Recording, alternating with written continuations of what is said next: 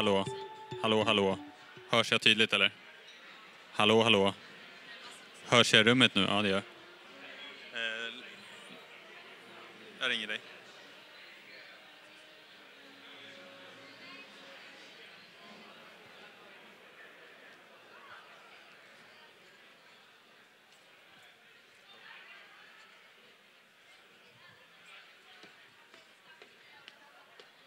Sara, lägg ut närbilden på mig.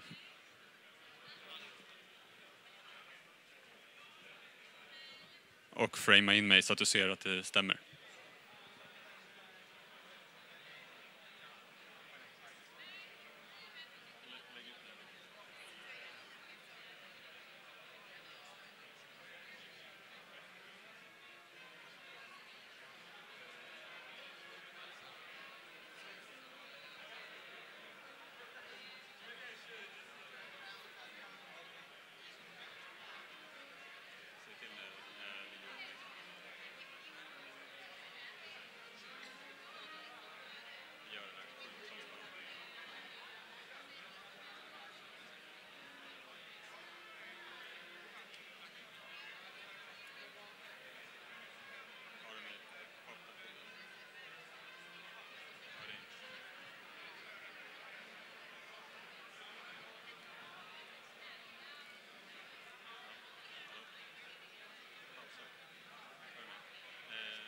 Lägg ut den här bilden så att du ser hur jag rör mig då.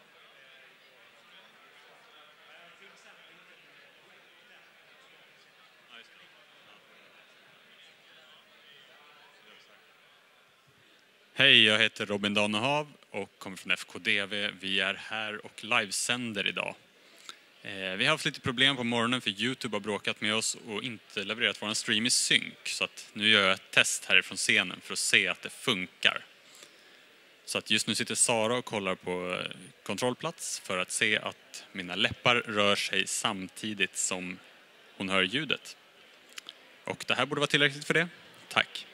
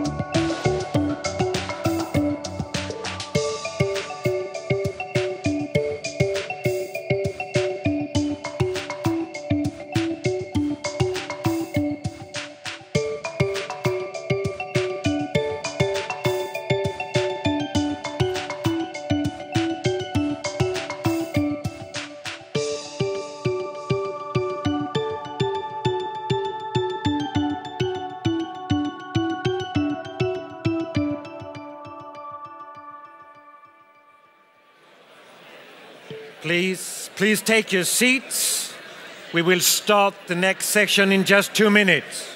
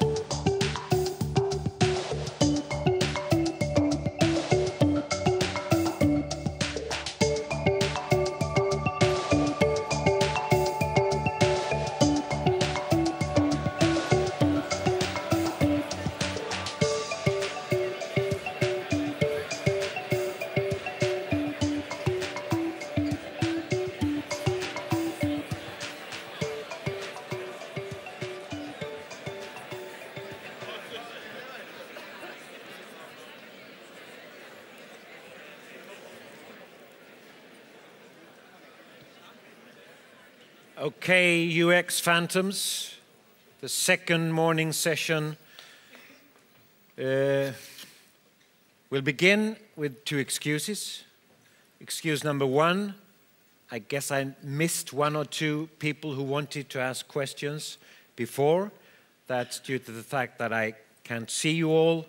I'm going to improve and get my assistants here on floor so we'll get all the interaction as well. Second excuse is that the Wi-Fi has been slow and weak in the room. Improvements have been made during the break, as far as I'm told. So I hope it's going to work well. Third piece of information is that you perhaps noticed that we have a swing band playing out there. We also have at least 1 person here who's prepared to dance with the swing band. So just tell Christina down here if you really can dance Lindy Hop or if you want to learn. Okay? Dear friends, storytelling is just not entertaining. It's much more important than that. That's what we're going to hear about now. We're going to hear about that from a speaker who just recently was an academic, a professor in Savannah, Georgia, at Savannah College of Art and Design. Now he works for a hosting company called Rackspace, and he's done a lot of UX things in his career. Please welcome Mr. Dave Malouf.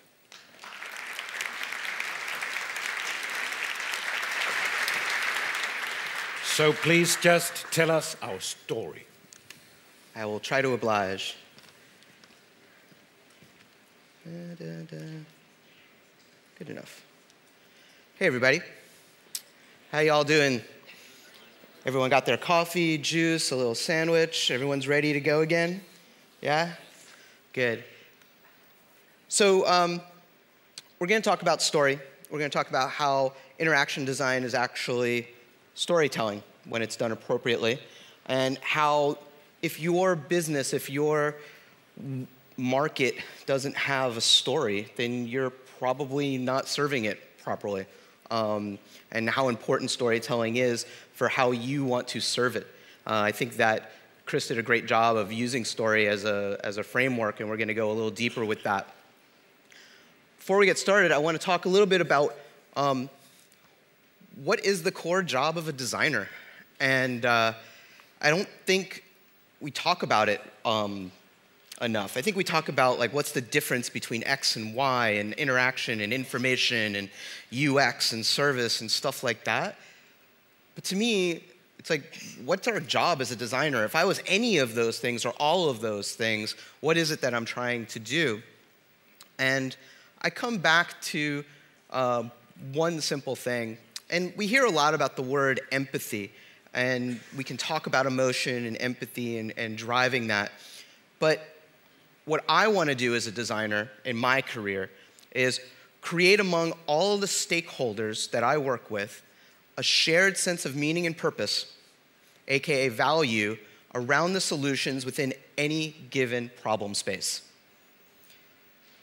I want to be the person who helps everyone involved to share the purpose of the thing that we're trying to do. And when I say everyone, I mean everyone involved. If I'm designing an airline, I want the baggage handler to have that same sense of meaning as the customer, right? I think Kim's example from Disney, the bus driver taking on that duty, is very apt example.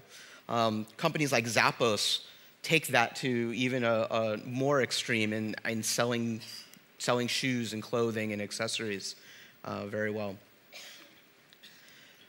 And story, I haven't found anything better than storytelling in order to do that. If I think about all of the moments in my life that I share with my family or coworkers or friends or the ecosystem in my life of relationships, and I think about moments, they're stories. The only way that one human being can transfer any high percent of an experience to another human being is through story in one way or another. And there's many ways to tell stories, and it doesn't matter how.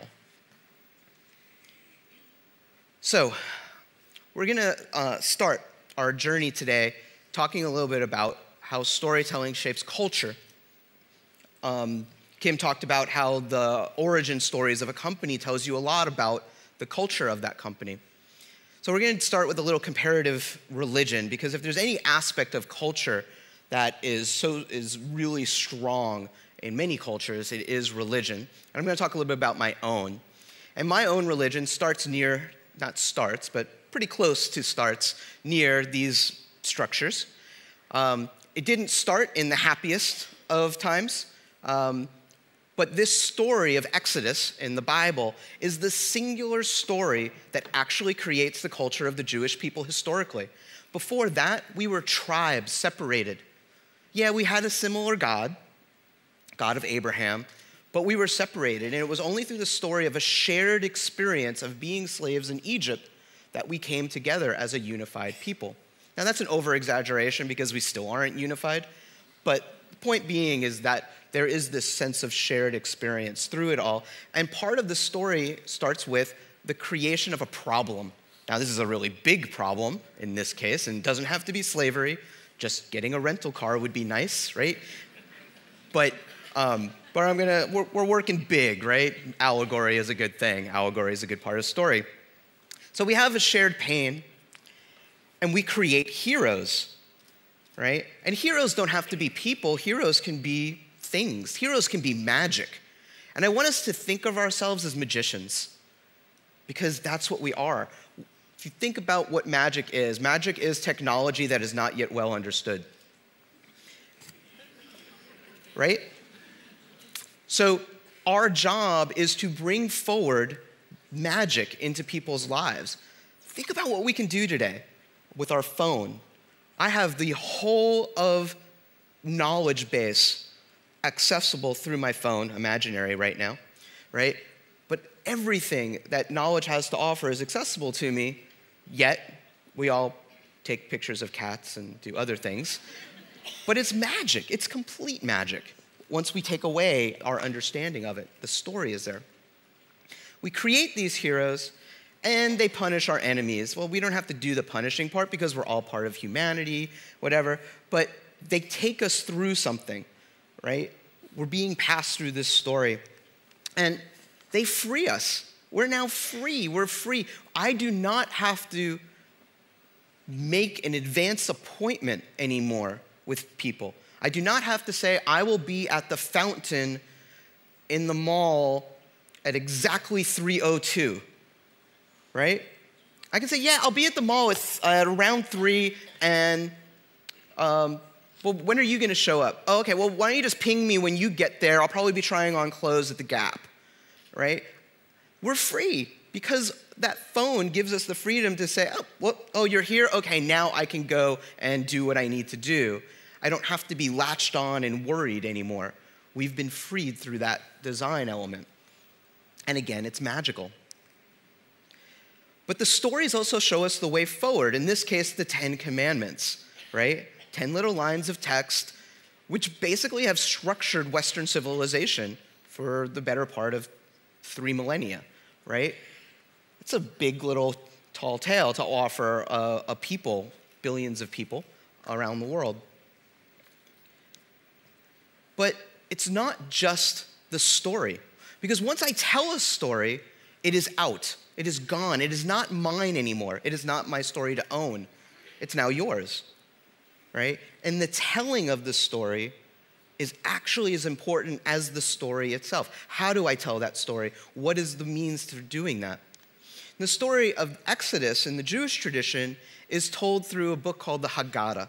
And it's told every year through a holiday called Passover. Has a lot of structure around it, has rules. This page is part of a manuscript, a very illuminated manuscript of the Haggadah. And these 4 images are the examples of the 4 types of archetypical children that may participate in the telling of the story. And you have the wise old child, you have the mean child who's completely disengaged, you have the very young child who is too young to understand, and you have the child who's just apathetic, right? And you're told, how should you tell the story to each one of these children? You're given instructions for this process. And we create frameworks. So this picture is of 4 cups because during the Passover Seder, we have 4 cups of wine. And it's not just to have fun, right? Though it helps you get through because it's kind of boring, if I must say so myself. But the wine cups represent pieces of the story. So you're now given landmarks within the story itself. This cup of wine represents redemption. This cup of wine represents our sadness. This cup of wine even represents our regret for the punishments that God had to impose on the Egyptians, right? And the last cup of wine is about the future. So you get each cup of wine, starts giving you a framework. And then we have parts of the story, because we realize that children have a very hard time with this, so we need to gamify it. So we have a little piece through this process where we get the matzah, and the matzah is put in front of the leader of the story, the leader of the table, grandfather or father or whoever, usually. And that child is told, keep your eye on grandpa, because he's going to break a piece of matzah in half, and he's going to figure out during some course of the Seder to hide it during the evening. And if you find it later on tonight, yes, you have to give away the matzah, but in return it is bought for money. When I was a child, it was $0.25. My son is now up to $10, okay? It's gone up in value. It's still a cracker if you ask me, but it's gone up in value. But then the story evolves. So this is a Seder plate. Again, has structure, landmarks to it that express the story. But there's one element on this Seder plate that is actually not part of an ordinary Seder. But it's about the evolution of what the Seder means to people as we evolve as a culture and as the story evolves with us. So the story goes that sometime during a Seder, because the story is about civil liberties, right? Moving from out of bondage into freedom. Someone said, well, what about freedom of people who are gay? Shouldn't they have rights in our community just like any other? And this was at a time and a period where that was sort of being challenged, and still is challenged in some parts of the Jewish community quite fervently. And this rabbi who was leading the Seder was one such person who did not believe in such things. And he said, gay people belong in the community like an orange belongs on a Seder plate. Because it just had no place, right? Fish out of water. So everyone heard that story, and people who supported gay rights started saying, you know what, let's put an orange on our Seder plate to remember that moment and start adding that to part of the story, right? So if you ever see a Seder plate, if you're ever invited to a Seder, ask them where their orange is. And why don't they have one? So what do stories do for us? We've heard a little bit about some of those things, and I'm going to reiterate them. The first one is they bring up shared experiences. Like I was saying before, I can't think of anything that allows us to share the emotional richness and sensory richness of our lives, of experience, like stories do, right? It gives us frames to think about, right? The 4 cups, the Seder plate, the matzah, 4 children, all of those things are frames by which we can tell the story over and over again. If you think about your favorite movies, they all sort of follow one of many different archetypical paths through storytelling, and those are frameworks. Some of those frameworks are quite literal, right? If we think of comic books. So this is an example of a frame, and if I was to use it correctly, I would probably be thinking about this big frame as being the focus of my story at this moment. And then these frames down here are dabbling into the detail of that moment that just follows it or even during it, right? So the frame, and the very pictorial frame in this example, is literally being put to use. Memory. Before there was ever written language, we had stories, and the framework of the stories helped in memory. They're visual landmarks that we hear, right? Visual landmarks that we hear in our minds that is a cognitive process that will allow us to have memory of what the story's intent is. So I used to, when I was an anthropologist back in a long, long time ago, before I became a designer, I was really interested in the evolutional oral history of Ethiopian Jews as they contacted Israeli Jews as part of their history. And their stories didn't change a lot. They changed. There were all these additions, like oranges and stuff like that, that they started to add to incorporate themselves more into Israeli culture. But the heart of their stories didn't change. And their stories existed for hundreds of years as an oral tradition, a very strong oral tradition. This picture I really like because we have new ways of capturing memory. This is the announcement of our most current Pope, right? It's the Pope tweeted around the world, right? Or Instagrammed around the world. That moment will be captured in new ways. And people have created and crafted stories of the memory of Pope Francis being brought in to be, how do you get poped? Got poped. This is the Jew talking about Catholicism right now, right?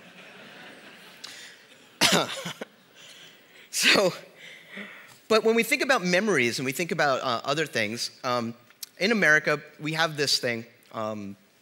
My parents' generation, I was brought up with this question for my parents, and I wasn't a part of it. And the question was, where were you when John F. Kennedy got shot, right? 1963, I was born in 69. Obviously, I wasn't there. I was feeling a little left out. But the question permeated. It's like, where were you when? And my generation brought up that question as well. My generation's question was, where were you when the shuttle Challenger exploded? And I know exactly where I was. I was in my 9th grade classroom. We brought in the TV sets around these huge TV sets because there were no flat panel things. And we sat around and we watched it over and over and over again. And we cried together. It was a really moving moment in my history because it was the first time really in my lifetime where what we took for granted in terms of our future of space travel collapsed. Our dream collapsed in front of us. And we were a really happy culture before that. And it was transformative. And there are other where were you whens. Where were you when 9/11 occurred, right? Everyone in New York City, and I had just left New York City, can tell you exactly where they were. Everyone in the United States, I bet you each one of you knows where you were when. And I don't ask you, right, do you remember? Because I know you remember. And that's not what I'm interested in. I'm interested in your story, your experience of that moment, which is why I ask, where were you? Not do you remember? Because do you remember is a yes, no. Where were you is asking for that story. So, again, stories contain emotion. Emotional content leads to empathy and sympathy. It leads to us feeling connected. We connect to each other on emotion. We don't connect on logic. Our social relationships are based on emotion. We use logic sometimes to justify things, but emotion is how we connect. And through those connections, right, we can do things. One thing we can do is we can escape. How many people are science fiction people in the room? Movies, books, comics? Okay.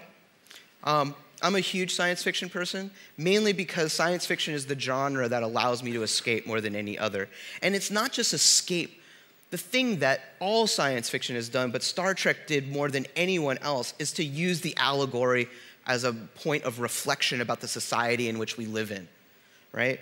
I go out and I escape so that I can look back at what I escaped from and explain it in new and exciting ways, right? We get to do that through storytelling. It's one of the more powerful physical tools of storytelling that we have. And I talked about the example of instructions. Stories tell us things. Think of any Disney animated movie and how often we feel like we've been hit over the head with some moral or ethos of some kind in a Disney film, whether it was The Lion King and how we're all connected through the circle of life, right, in some way, or some other movie, right? But they instruct, they give us lessons that we should pass on. And they engage us, right? That emotion connection that I talked about is what drives us in and helps us engage to people and places and things, right? It brings us closer to that. So, but what is a story? What makes a story work? And this old dead dude had a lot to say about it. He had 3 words, and those 3 words were, well, stories are defined by a beginning, an end. We know that, right? Because stories take place over time. But they also have a middle, too, right? This is Aristotle we're talking about, one of the greatest philosophers of Greek history. And this is really his lesson about stories, is as beginning, a middle, and an end. No, but he said a lot more than that, and it took a lot more people, it took time for people to really understand what he said. And sometime in the 1800s, this guy named Gustav Freytag, probably not saying his name the way he would like me to, but he's dead too. Even his country is dead. Prussia doesn't even exist anymore, right? So he brought on a new model, and this is a more contemporary model than his own, but he brought on this model. And the important thing about this model is you have the beginning and middle and end, but he kind of says, well, you kind of start explaining things and introducing characters and settings, and then there's a rise in action. It leads to a climax, and then fall action to a resolution. Like, how many times have you been disappointed in the final series of a TV show because they didn't resolve anything? Isn't that like the crime against nature? Like, that should be like punished by the death penalty. Like, the end of Lost, talk about lack of resolution, right? I mean, I like J.J. Abrams a lot. I love all of his new interpretations of Star Trek, so peace. But he really blew it on Lost, right? So, because he didn't end resolution. Or there is no story without a climax. There is no story without a reason for a climax, which is the rising action. And there is no story without that exposition where we get to connect to the people through the moment, so I care about them, right? And I connect to them through their emotion and their flaws. What is a superhero without a flaw, right? Without that thing. What is Batman without his fear and his revenge, right? What is Green Lantern without dealing with fear? All of these superheroes have a birth that we can connect to, because otherwise they would be inhuman completely and we wouldn't connect to them, right? And if we look at the elements of a story, what we'll see is things that seem really familiar to us as designers. What are people? But personas. We create personas from the research of people, right? It's our way of doing that. Locations are part of our contexts. Props are really the interfaces that we do, artifacts. Activities lead to tasks. And then finally, the dialogue is the flow and sequence between the props through the activities and the people, right? The building blocks of a story are the building blocks of what we do as designers, as user experience designers. But then the question is, how do I create a story? I'm not a storyteller. How do I do that? My job isn't creating stories. My job is creating interfaces or experiences or do research or measure stuff, right? How do I create a story? Experience. This is why I travel to speak. More than any other reason why I am up here on stage is so I have a reason to come to Stockholm. Because my experience here, my experience in Oslo before this, my experience in China before that I had in the last month, you know, I'm lucky that I get to do this. And you don't need to have experiences on that scale, but get out and experience the world. Because unless you don't have experience, right, you don't have things to draw upon besides yourself. And, you know, you can get a lot out of your own story, but you really only have one biography in you, right? So another way of getting experience is doing the research, which we know how to do already. Research is just a form of experience, and all forms of research are experience. Hard work. I'm sorry to say, but story writing and storytelling is hard work, and there's no way out of that. Work is hard. Work takes time. It's just part of the process. What makes it easier is having a voice to work with, and everyone has a different voice. Everyone finds tools that are different for them. Something that I've had to come to grips with as a designer, an experienced designer, is I'm not visual. I'm not. I admit it. I hate to draw. I hate to sketch. I don't even like taking pictures really too much. The visual isn't interesting to me. I like words. Words excite me. I design in words. That's my place. Find your voice. Where do you design? Where do you want to be? And you can find any voice, and don't let somebody tell you that, no, that's the wrong way to do it. It's contextual, and you're part of this context. The context isn't just out there. The context is also you. But you get to find your voice. So the other part of it is we need to do the work of translating our research and our experience into artifacts that we can then use. And if you look at storytellers who do it professionally under the title storyteller, like movie makers and actors and things like that, they do stuff like this too. They don't call it, actually the word persona comes from acting. Literally, right? A persona was created by Greek actors, and that's what they would take on. They would take on a persona. That's how they acted out their model. Their experience that they had that went into this acting moment, their model was not graphical. Their model was on the stage, right? And that's how they did that. Well, we have to create personas so that we can better understand the actors, the human actors that we're engaged with. And so we know what personas are, but this is just one version of that. Persona represents a cluster of users who exhibit similar behavior patterns. I like to focus on behavior here because it's what we as interaction designers are focused on. But we know that. So we get to that through various research methods. This is a project I worked on for a tablet PC back when I was in SCAD, Savannah College of Art and Design. And we went to junior high school, and we had them do various things like photo journals and what's in your backpack and other kinds of conversational and observational research. We had them actually build the devices themselves using foam as a participatory form of research. But this was all experience so that we can build that persona. The other things that we do is we act things out, right? We want to act. We want to get moving. We want to actually be and moving through. We want to do that. Great example of this is in the work of David Gray and his compatriots who wrote Game Storming, right? You get to play and act and be with each other and be with the participants who you're designing for and with. And build it. This is a demo that students were doing where they were trying to do a shopping experience, and they literally built out store displays in the middle of the studio so that they can experience going through it and bring in other people to experience it as well and work with them through this process. And yeah, it helps to visualize it. As much as I hate to draw, like my confession before, I try to work with people who do like to draw. I like to find complementary collaborators. And this is another great reference to help you figure out how to make what you do see, right? You gotta see the design at some point. You gotta see the intention. And there are tools of the trade, tools of the craft that we can borrow from other people who are professional storytellers, literal storytellers. This is a script. And it doesn't just tell you a dialogue. If anyone's never seen a screenplay before, it actually has a lot of content in here that have nothing to do with it. Has to do with emotion, has to do with the setting, has to do with the activity, right?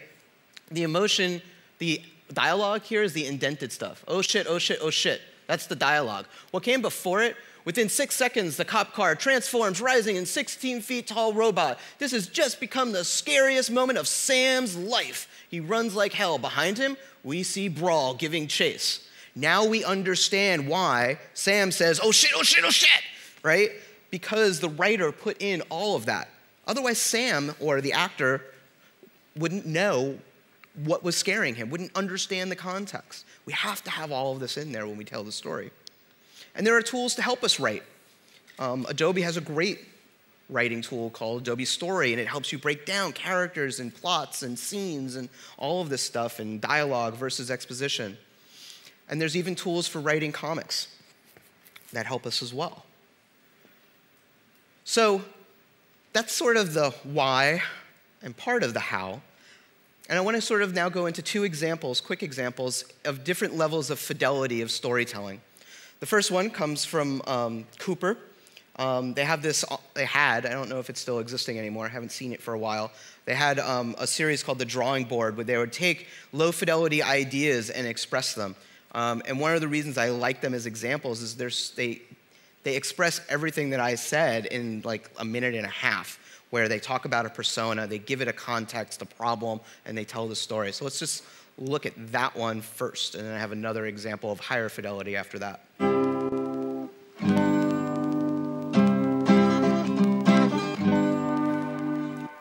Americans took 10.3 billion trips on public transportation last year.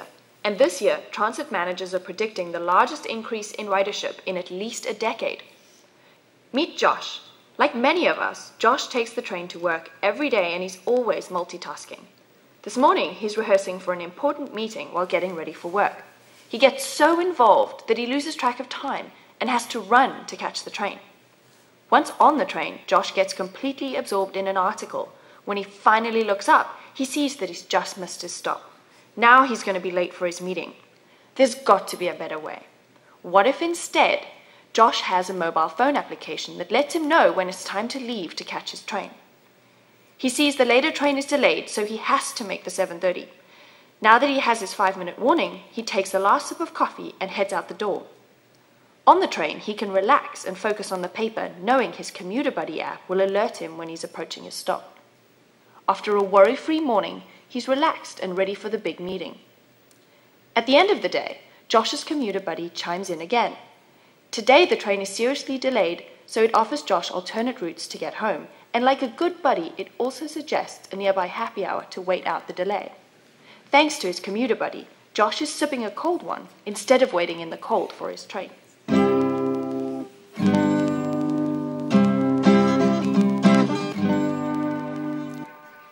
So there are a couple of points I would want to highlight from this one, this talk, this video. One is there's the story before the design, which really expresses a market space, right?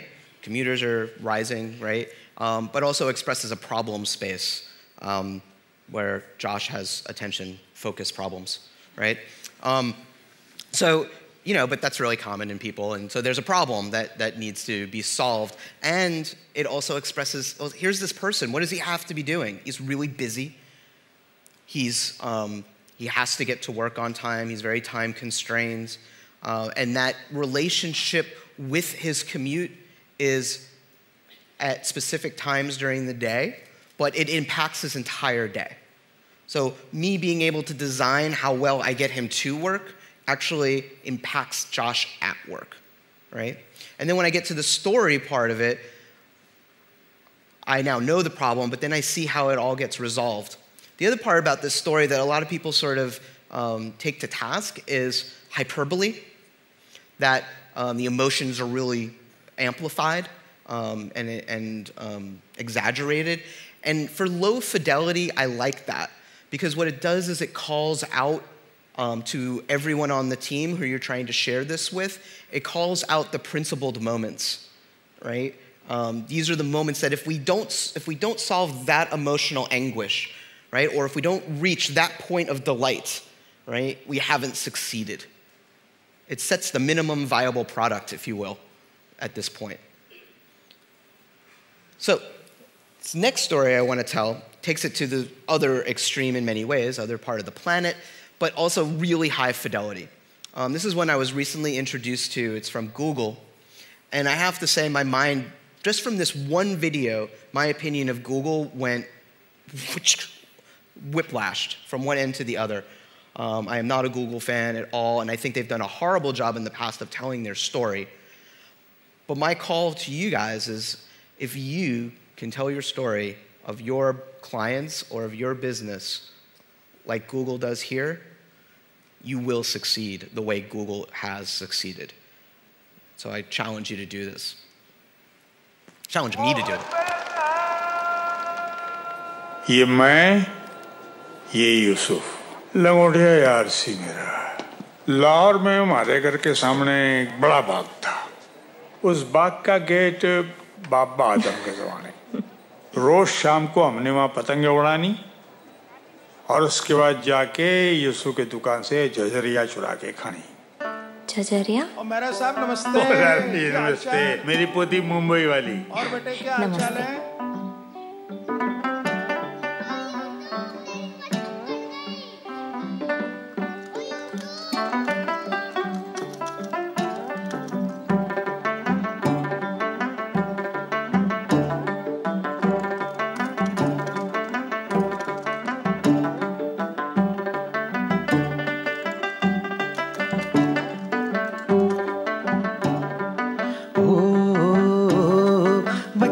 की तंग गली फिर से कूदे फांदे, छोटी छोटी मीठी चोरी गांठ लेके बांधे। हेलो अस्सलाम वालेकुम। फाजिल स्वीट्स? हाँ जी।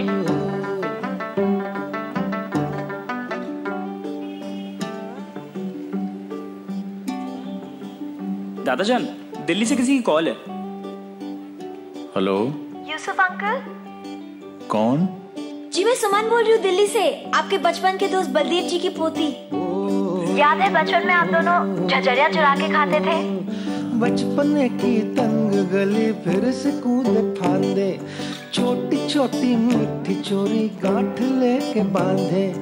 एक पतंग सा उड़ता था परिंदों की तरह, परिंदों की तरह, परिंदों की तरह। एक दौर था मन मन मोर था, एक दौर था मन मन मोर था। पार्टीशन के वक्त हम रातों रात हिंदुस्तान आ गए। दादू? यूसुफ दी बड़ी याद आती है। कागजों की कश्तियों में डूबा रहता था, झांकती खिड़कियों में उलझा रहता था। वो भी क्या दौर था, मन पे न जोर था। एक दौर था मन मन मोर था, एक दौर था मन मन मोर था। भैया थोड़ा जल्दी।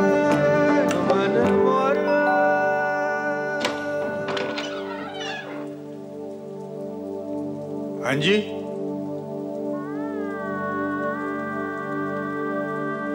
कौन? हैप्पी बर्थडे यारा। Yusuf, يوسف ويوسف بلو يوسف يا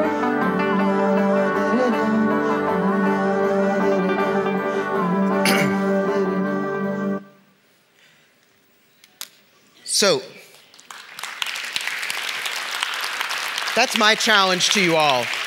It's my challenge to myself, is to be able to show in a 3.5-minute movie 5 seconds of my product, yet explain so clearly how my product is going to impact human beings. And I give you that challenge.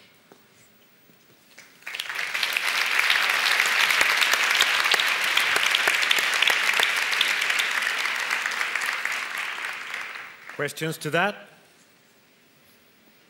Feel free. It's a good movie. Still, are there new grips in storytelling here? You think so? What do you mean? Is there a new thing in this storytelling? Haven't you seen examples before of the same kind, I mean, like this?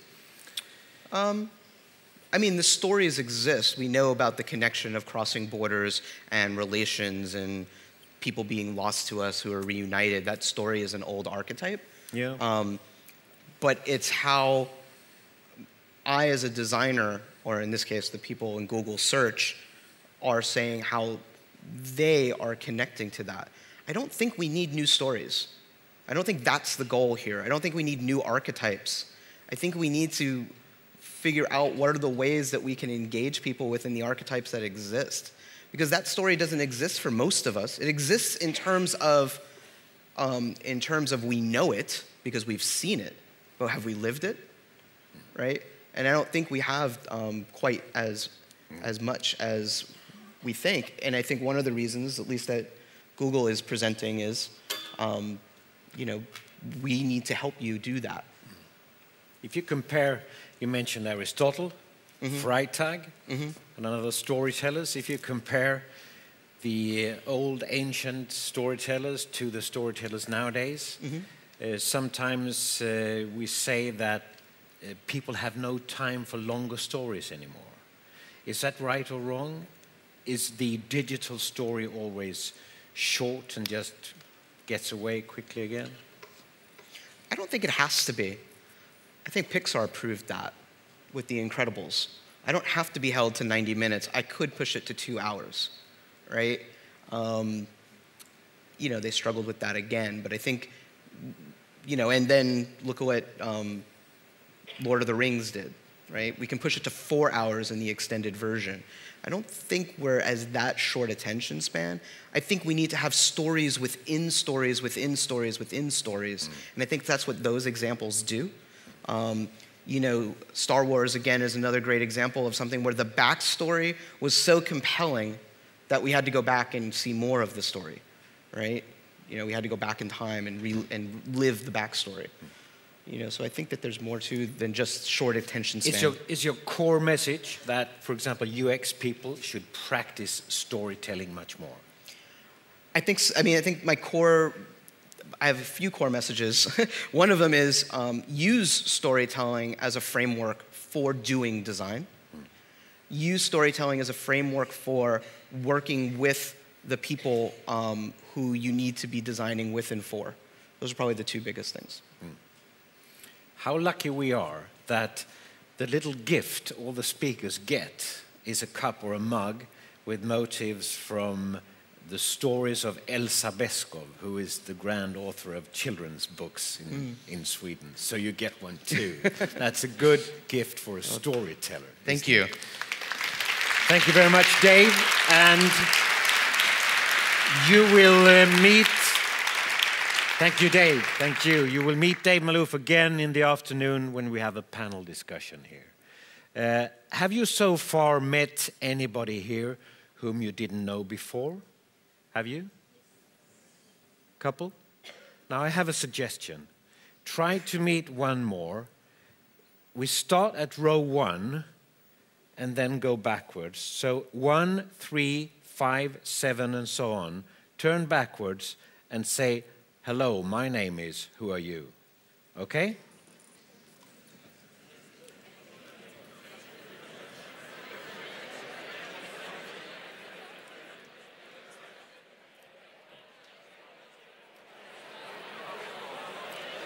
Very soon I introduce you. Very soon.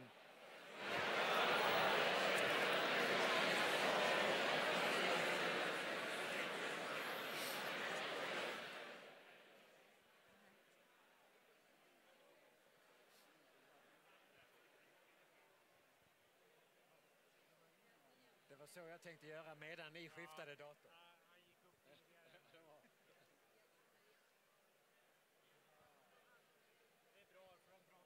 Jag menar det.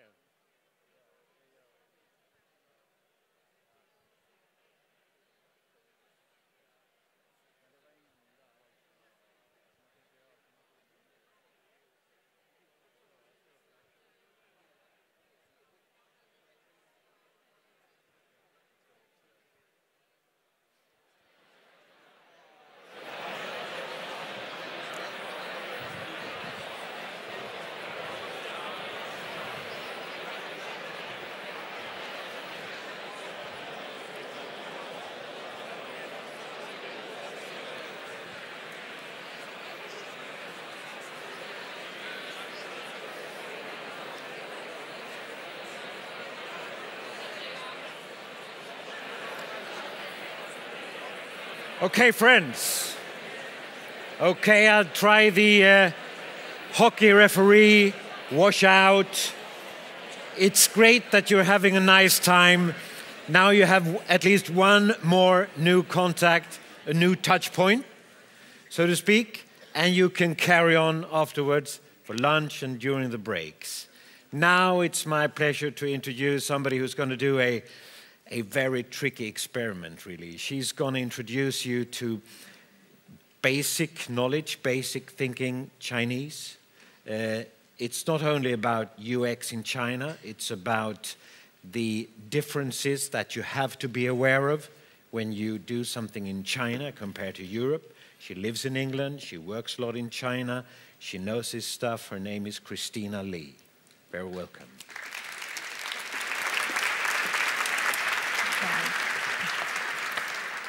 Go ahead, Christina. Thank you. All right, good morning. Thanks, Johan and In Youth, for giving me this opportunity to speak at this conference. I'm going to take you on a journey to the Far East. I'm going to cover 3 topics in this talk. Firstly, how to design UX for China. Are there any differences from designing UX for the West? And also, sorry, wrong button. And how to work with Chinese people, and again, how it differs from working with Westerners. And then last, what the West can learn from Chinese UX so far. And so, how to design UX for China? First thing first, that do your homework on ethnographic research.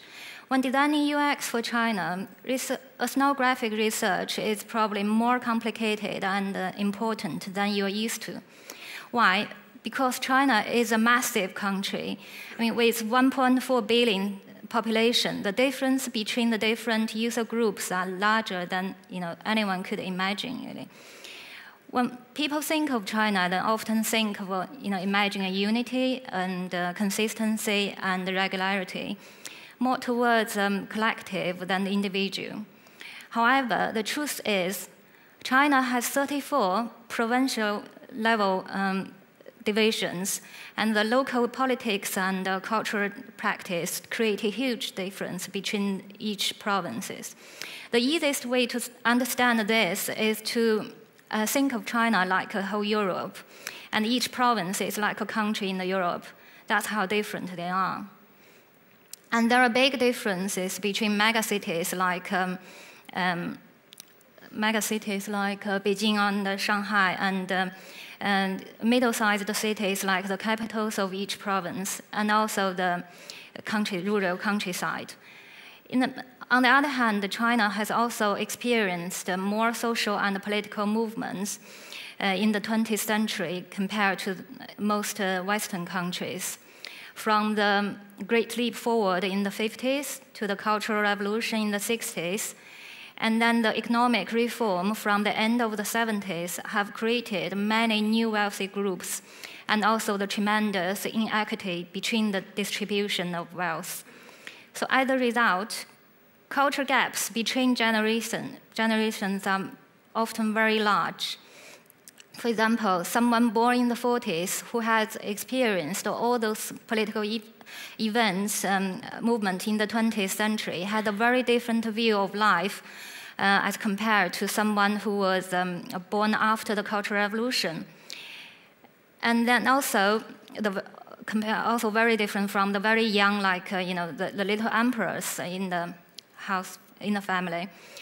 And then also, the social identity plays a very big role in the Chinese society. There is a very strong notion of in-group and out-group. It is very important to be seen as one of the group members for people to open up to you or to trust you. And this is not just towards foreigners, but also among the Chinese people as well. So my advice to anyone who would like to do a user research in China would be use local facilitator. And if possible, from the same group, that would be even better. And next, about cultural differences. Of course, there are many cultural differences.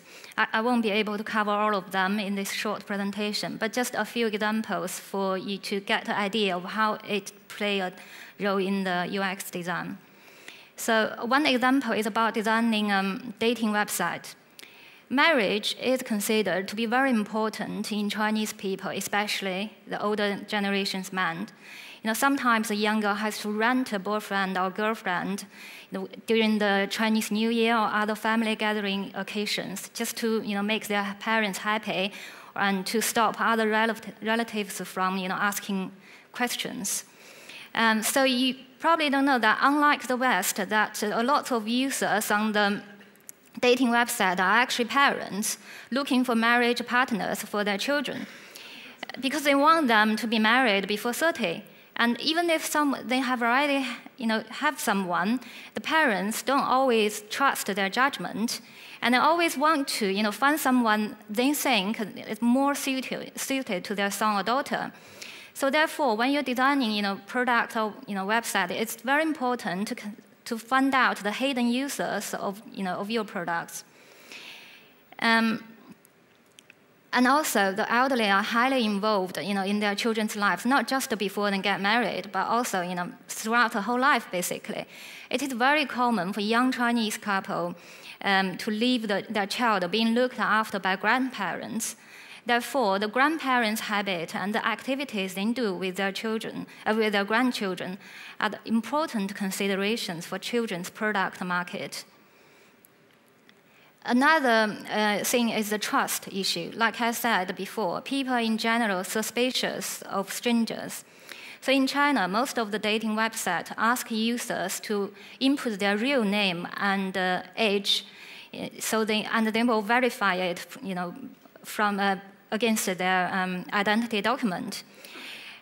They also provide the space for personal blogs and online forums for users to express their views. So they know each other a lot before they eventually meet offline. And this trust issue also affected the design of online shopping.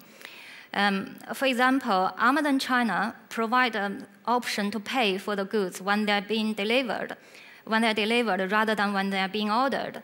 And this option is not available for their users in the West. Traditionally, Chinese people really like the use of bright and cheerful colors because they represent happiness and prosperity. People don't like black and white because they're used to at funerals. So I took this photo at China Telecom last year when I was organizing a UX tour of China. So this is actually very colorful design of a board of outstanding employees. And this also affects domestic appliance. So colors and the floral patterns are quite commonly used at the design of the products. Of course, there are many things differ from design in the West. So, but let's move on to how to work with Chinese for now. The way Chinese people think is very different from the way Western people think. So last year, after the UX tour of China, there's a company in England and a company in China decided to work together and asked me to help. And I noticed a very interesting thing is the Chinese company thought that they should form a formal working relationship structure first. So things like how they're going to work together, how they're going to promote each other on their website, and if they are going to just appoint an admin to specifically for this partnership before they move on to the real product. That's how they think this should be done before actual project.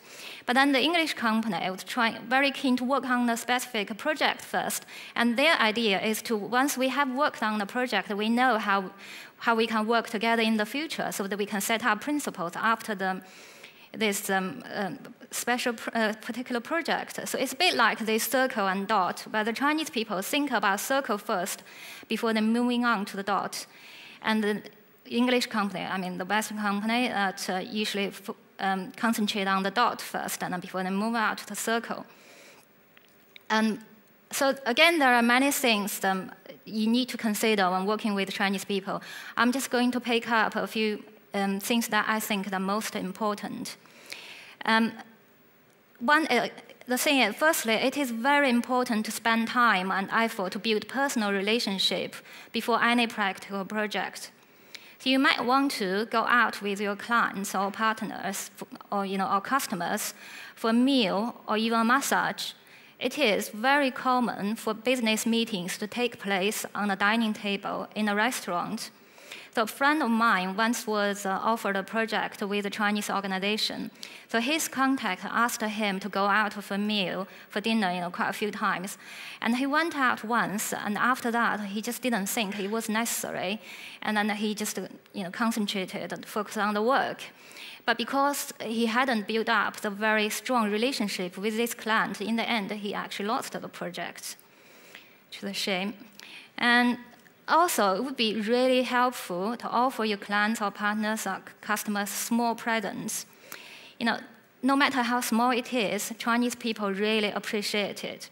In our last UX tour of China, almost all the companies we visited, from the big government-owned companies to the small design studios, they all give us small presents as souvenirs, which is really nice for us.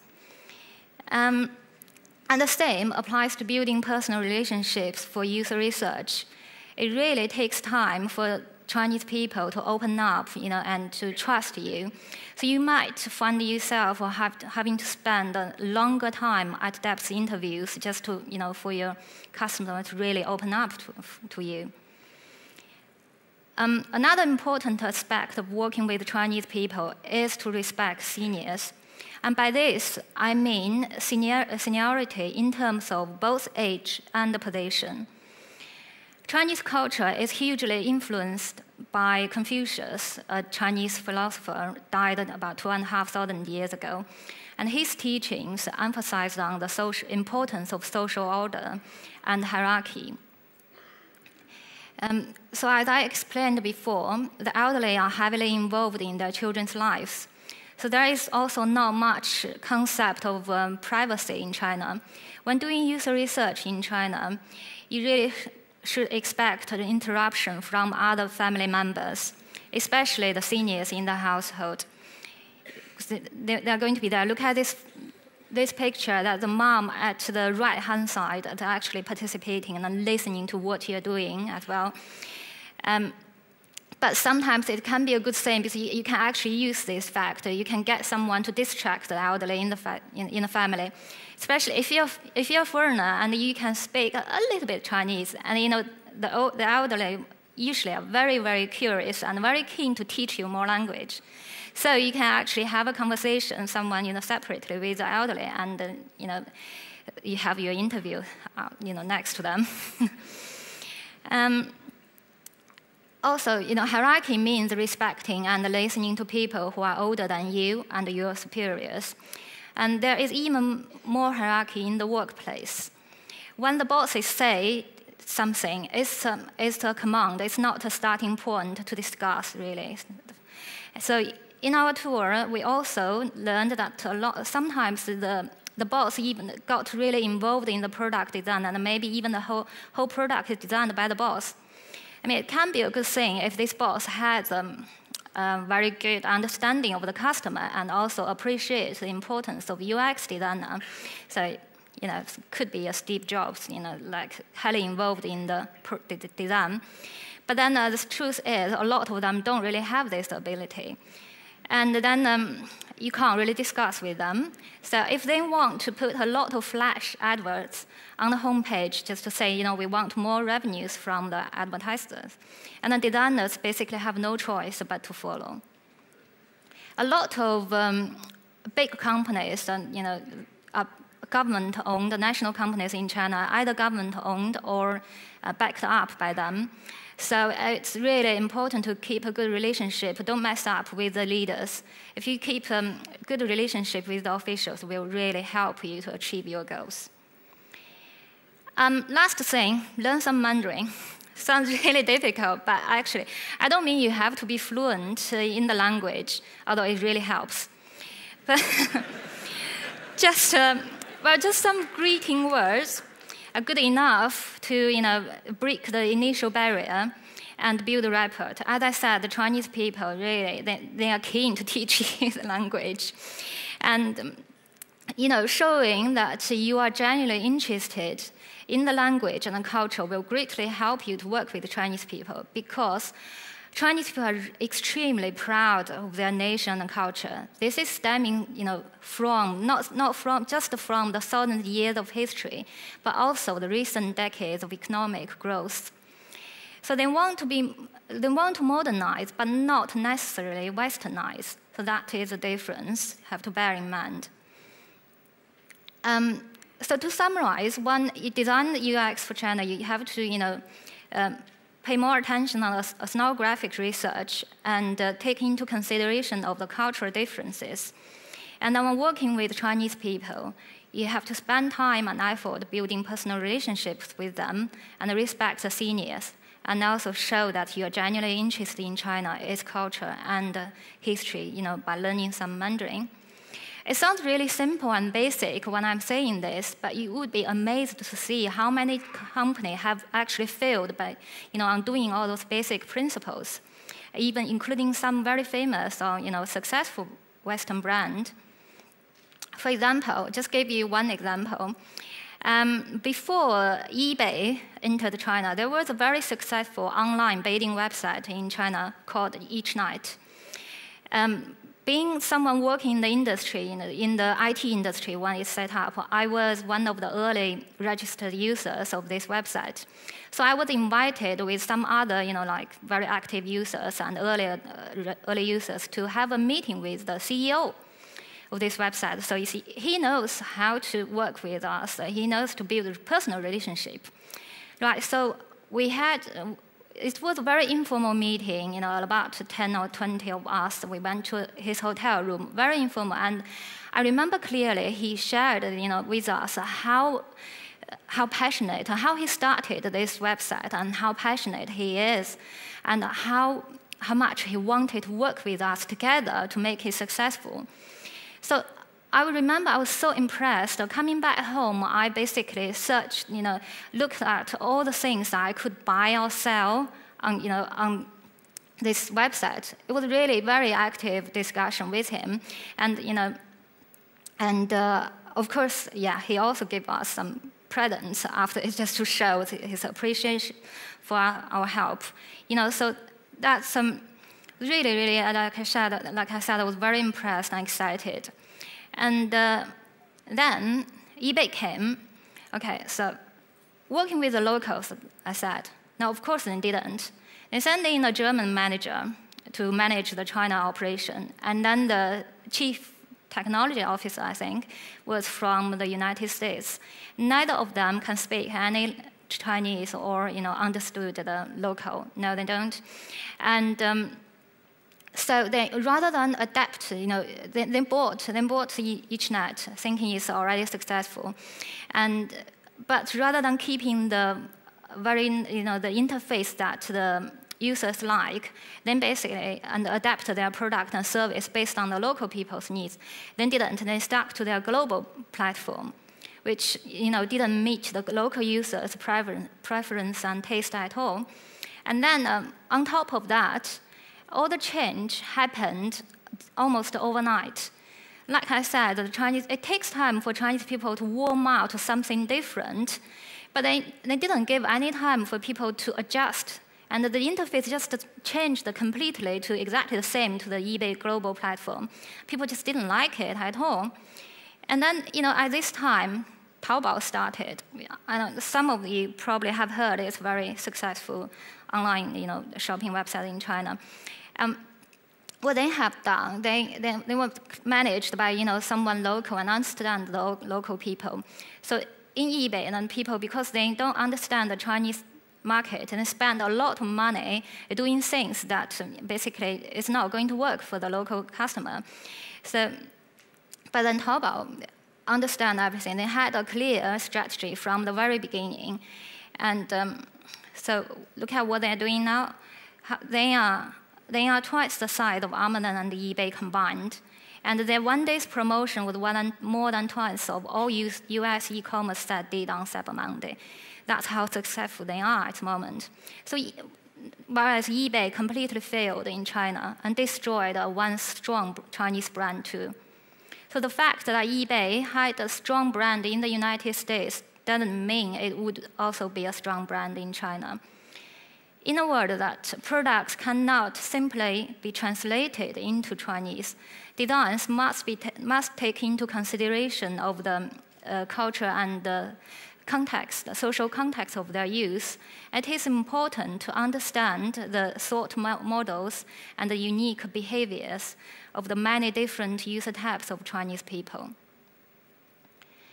So what the West can learn from Chinese UX so far? There is much more than you would think from a copycat. I mean, it's true that in terms of UI and technology, at the moment, lots of Chinese website apps and products are still copied from the West, but it's changing. I would like to draw your attention to one of the products called WeChat. It was developed by Tencent and released in 2001. Initially, it was regarded as the Chinese Shanghai version of WhatsApp. But in fact, it's not. It's actually, over the years, it evolved to be a combination of Facebook, Twitter, WhatsApp, Skype, and PayPal, everything really. You can basically run your entire social life on WeChat. And now they have over 600 million users worldwide. And they have also developed many features that are favored by Chinese customers.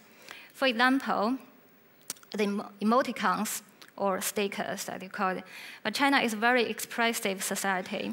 The people like and use a lot of emoticons and stickers in the online conversation. And they like to create images and also Chinese words by using emoticons, and even to play games by emoticons. And that's, emoticon. And on top of this, also working with Haier, the biggest home appliance company in China, WeChat users can also use the app to manage their fridge. So they can set the temperature and to remote clean it. And the app can also tell the user what to cook based on what's left in the fridge and do shopping through the app. So more and more companies, including some Western companies like Honeywell and Burberry, and they have also started developing their own app on top of WeChat, so using WeChat as a platform for marketing and promotion too.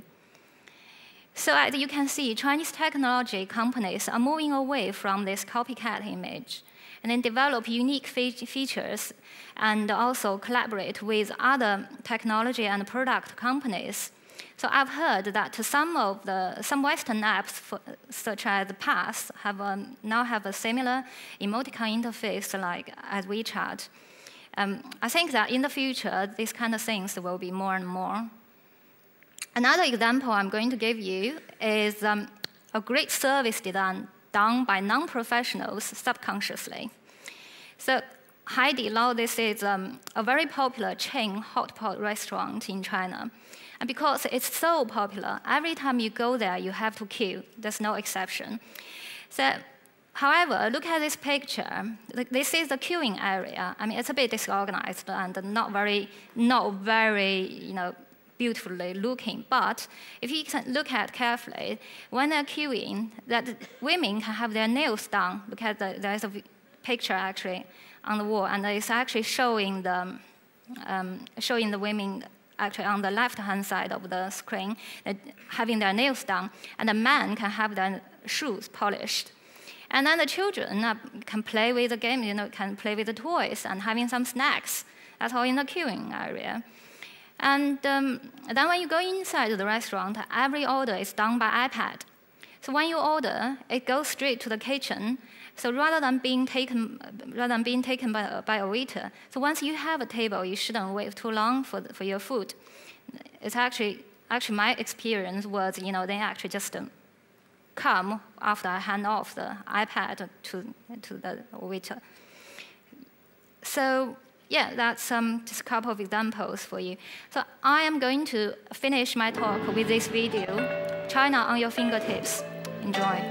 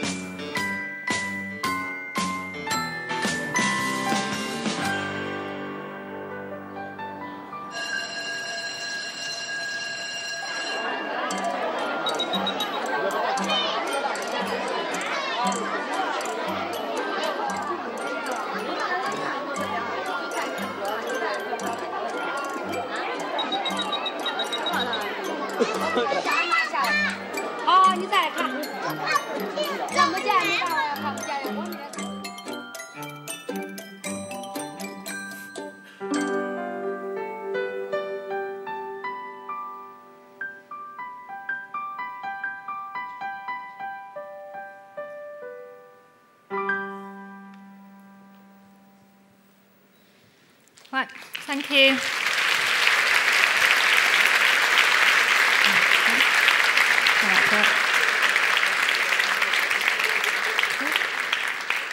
Thank you, Christina. I'm here down on the floor Oh, now. yeah. Time's running fast. I just wonder, do we have anybody here who actually works with Chinese clients or have been working in China? Anybody? There is one. Yeah. Where? Here's one, yeah. Could you share an observation with Christina about that? Thank you. I worked in 2008. I was head of interactive at a advertising company in Beijing. And I think my biggest takeaway was that there's no connection between time and money in China. In West, we always say time is money. In China, there was no connection. Things could take as long as they wanted, just if you could save some money on it. Yeah. Right. What do you say, Christina, about that? Is that right? I think it really depends on the organization you work for and your manager, basically. As I said, hierarchy is very a strong thing in Chinese companies. So, my experience with different companies, if the manager, if the leaders want something to be very quick, yes, it will be really, really quick. And the Chinese people are very hardworking people and do things much quicker than a lot of other people. But then if the manager said, no, this can wait, we do something else first, then yeah, it can be really, really slow. Yeah. Just one more thing, Christina, which was very interesting. Perhaps you all understood. I just want to make it absolutely quite clear. What was the major mistake eBay did? They just didn't understand how differently they should do in the Chinese market, compared to what they are doing in the West. Yeah. Yeah, so then basically brought in everything they think is successful. Do you mean that they didn't adjust at all?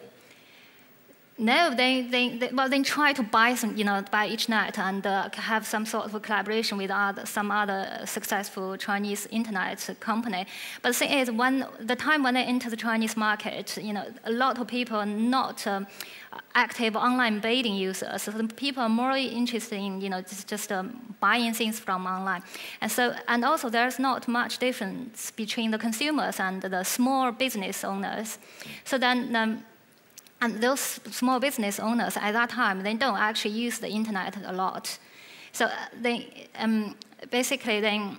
so then the Taobao, when they compete with eBay, they do the advertisement on TV, and the eBay doing the advertisement on the internet, because they didn't know this difference. They think it would be the same like in the West countries. So it's just that they didn't adjust, or maybe didn't adjust quick enough, just to the Chinese market, and just brought in everything Christina, successful. Final question. Yeah. Do you give speeches in China about our special relations here? Oh, but in China, About the strange Swedes, for example? Actually, not yet. You will? Okay. I might. Christina Lee. Christina Lee, thank you very much. you. Thank you. Here's your gift. Thanks a you. lot for your presentation. Lunchtime, dear friends. It's really time for lunch now. It's over at Berns in Stora Salongen, the big hall at Berns. You go through the basement. Am I right? Yes? That's where you go. And you're supposed to be here again at 1:30, 13:30. Thanks very much.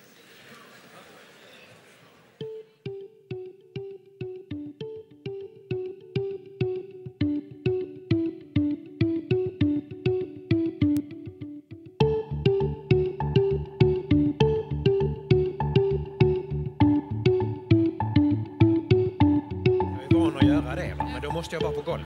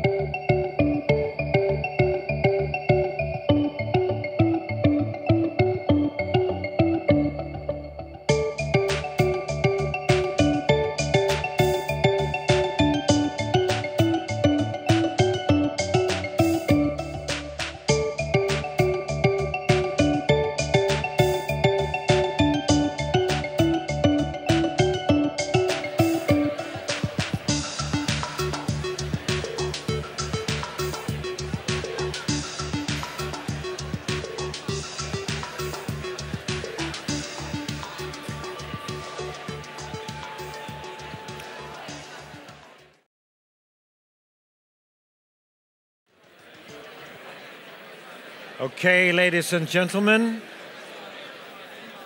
great to see you back again. I guess you've all noticed the poster on the building, which says, "What a feeling." Yes, it's about Flashdance. Okay, it's tonight. But still, do you feel it's accurate here too? Have you enjoyed it so far? Yes. Any big complaints? We'll take them afterwards. Now it's time for a first afternoon session, then a break, and then a final second session. It's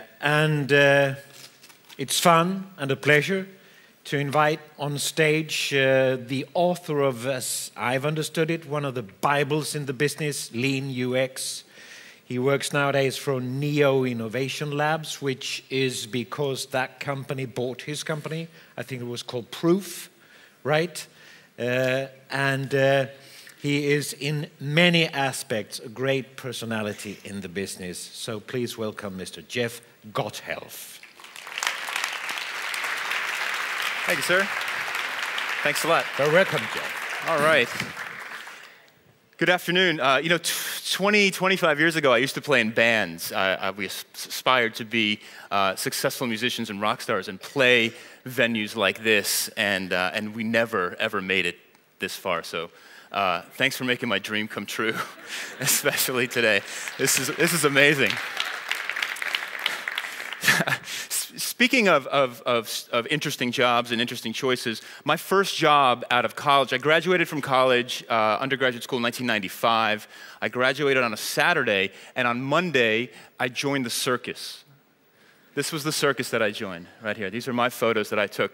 This is the Clyde Beatty Cole Brothers Circus, and at the time, it was the largest three-ring tented circus in America. So very classic circus. We had 3 rings, elephants, and tigers, and the whole thing. And I spent 6 months on the road with the circus, traveling across, well, not across America, but up and down the East Coast.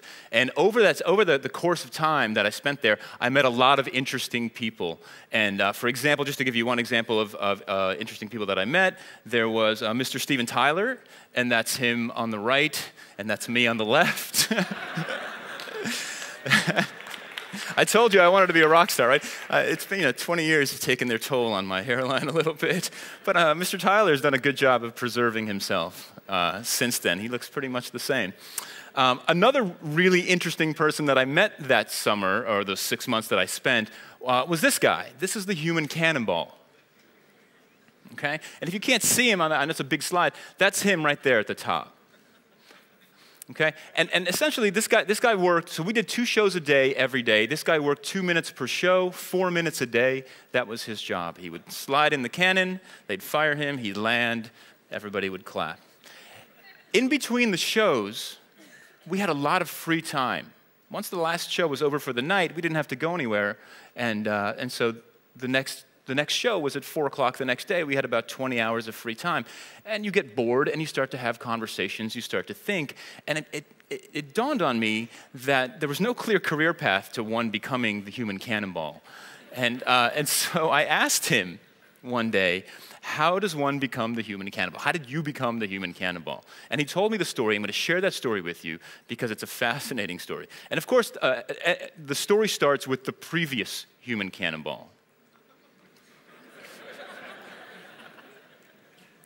So I need to give you a little bit of context about how this works. So this is not an actual cannon, right? There's no fire actually happening here. It's just a spring-loaded thing that cocks down. He slides in. The ringmaster pushes a button.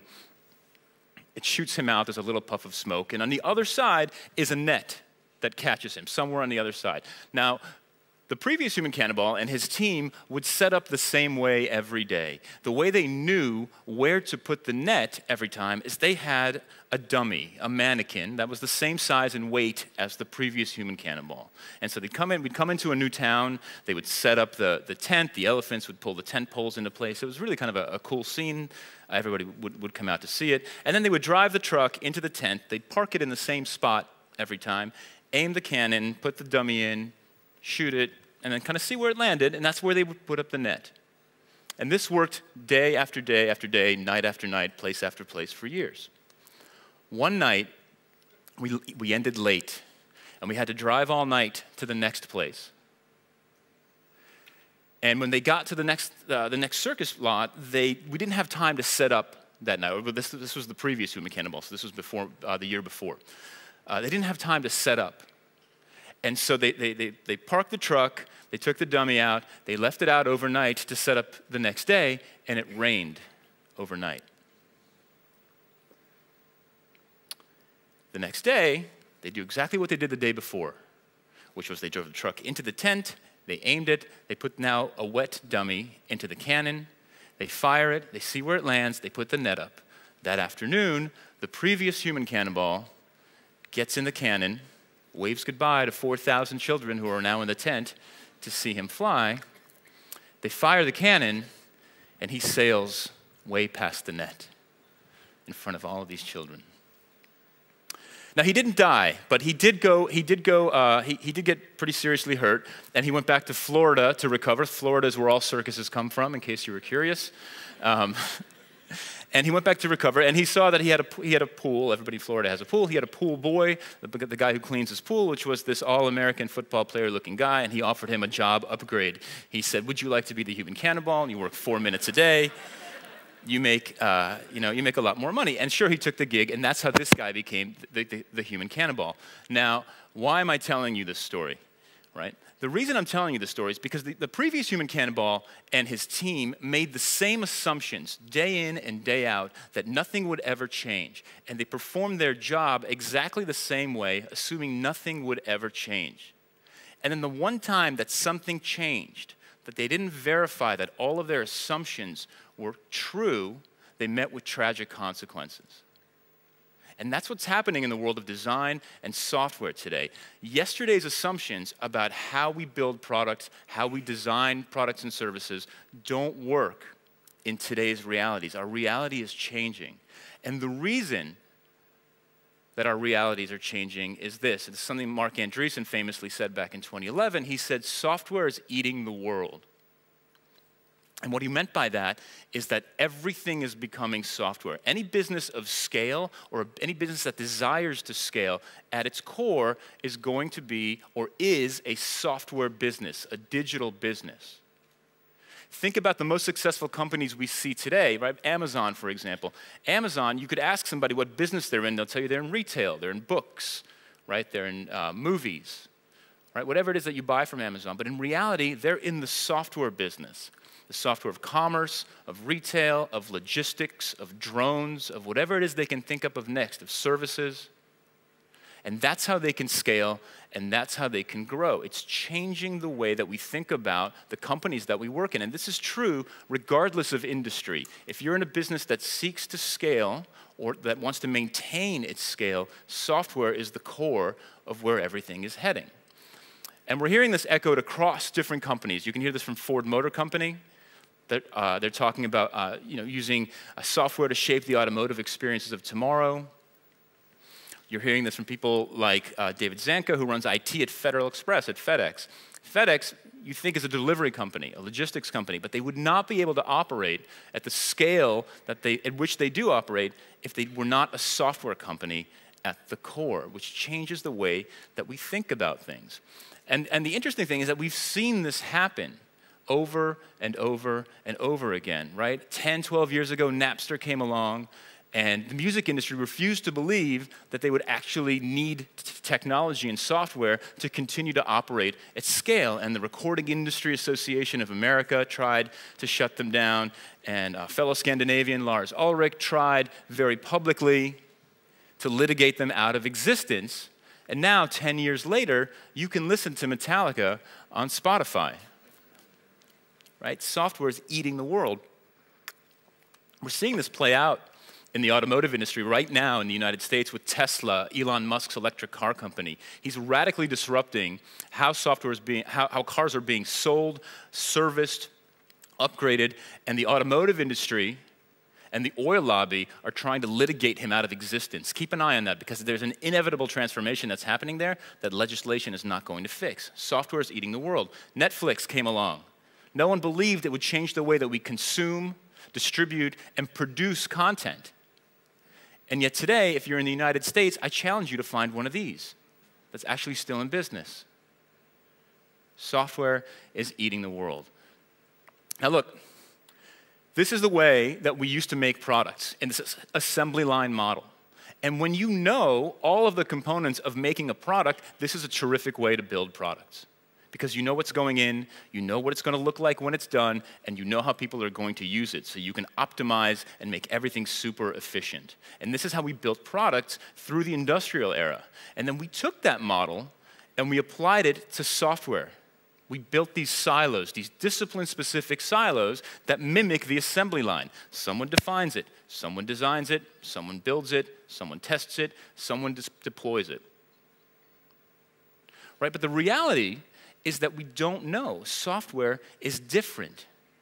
It's not like making a car or an iPhone, the actual physical components of the box. Software is different. And here's why. Software has become continuous. Software is never finished. Digital products never end. There's no end state. There is no finished state to software. We continually have the opportunity today to push our products forward at an ever faster pace. We can distribute the bits, the designs, the experiences that we create through the web, through mobile apps, and develop this continuous conversation with the market that starts to give us a level of feedback about what we're building in an unprecedented fashion. I want to put a fine point on this, just to give you a sense of what can be done with technology today. This is how often Amazon pushes code to production. Live bits to real users. Every 11.5 seconds, somebody at Amazon pushes real code to real people. Now, they're not refreshing the entire e-commerce checkout process every 11.5 seconds. They're not redoing the navigation. They're taking tiny chunks of risk. They're taking these experiments, these tiny experiments, and they're rolling them out to a sliver of the population. And they're learning very quickly if this is a good idea or a bad idea because they're getting immediate feedback. They're starting to build that continuous cycle, that continuous conversation with their audience. And if it's a good idea, they can scale it out. And if it's a bad idea, they can roll it back. But the learning that comes from that is huge. They now know how to progress a bit in a slightly smarter way the next time they attempt to do something like this. This is the level of conversation that the most sophisticated companies are having with their audience and their market right now. And yet, many of the companies that I work with are thinking like this. They're thinking about model years. How many features can we cram into the next release so we can add a point to the release number, right? How much more can we charge for it? How do we market it? What can we fit into the next 6 months of development so that we can call it new and exciting? And thinking about these finalized states of the actual product. And we work towards releases where everything feels like it should be perfect, right? And this is the way that we used to work. Now, I understand in Sweden, you guys weren't affected by this plague that's up on the screen right now. But in the US, 15, 20 years ago, you essentially got 3 of these a week in the mail. Right? These are America Online installation discs. And I was partially responsible for this. And I'm sorry for that. But this is where I worked 12, 13 years ago. And we worked on software that got distributed. Can you still hear me? That software that got distributed, I'll just talk loud, on hard media like this. It was shrink wrapped. It was in a box. We put it together. And we either shipped it to you or you went to a store and you bought it. And because we released a new one of these every 6 months, the feedback loop that we had was roughly 12 months because we would work for 6 months to create a perfect thing that we then duplicated 40 million times. We sent it out to everyone. We waited until they installed it. We learned from that usage and usability testing. And then we worked for another 6 months before we released something else, taking 12 months before we pushed new bits out to people, new experiences, new designs, improved customer experiences that we had no idea that they would even install. Right? We took those industrial era management tactics, we moved them over to software, but they don't work in this world. They don't work because there are too many unknowns. We don't know what it'll take to build this particular product. We don't know what the end state is going to look like. And I think most importantly, we really don't know how our customers are going to use these products. How many cases of software being used for something it wasn't designed to do have come up in the last few years? Right? So we have to think about how we work with our teams to build this. And so with this continuous conversation and this continuous feedback loop, we have to, as designers, as makers, as creative people who make digital products and services, we have some questions to answer. And the first is, what does this new continuous world mean for our business? How does it change the way that we sell the stuff that we sell, or distribute it, or get feedback from the market? The next thing we have to ask ourselves is, how do we take advantage of all this new information?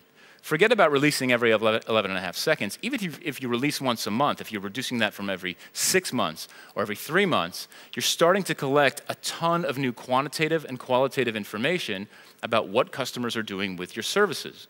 How do we take advantage of all that new information? And I think most importantly is, how can we take advantage of that and maximize the creativity, the learning, and the productivity of our teams? Because they're the ones who are going to have to be reactive, nimble, agile, to use this information and then make changes to the products that we're designing and that we're building together.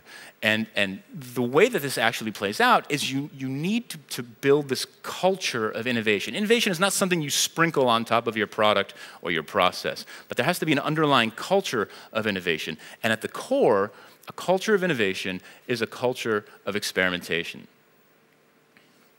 Dave Maloof talked about Dave Gray earlier. I'm also going to talk about Dave Gray briefly. He wrote another book called The Connected Company, which is a terrific book, and I urge you to read it. And in that book, Dave talks about these two different types of strategy. There's this idea of deliberate strategy. Deliberate strategy means that all the creativity is held at the executive suite. The managers of an organization will determine what solutions make sense, and they will tell the teams to build it. Alternatively, there's emergent strategy. Emergent strategy is organic, and it lets the teams determine what solutions best solve our business problems through an ongoing culture of hypothesis and experimentation. It has to come from the bottom up. These organic ideas that bubble up, that are tested, and that are verified or invalidated before we move forward with the right product solution. And again, you hear all the leaders of all the big companies talk about this idea of hypothesis and experimentation.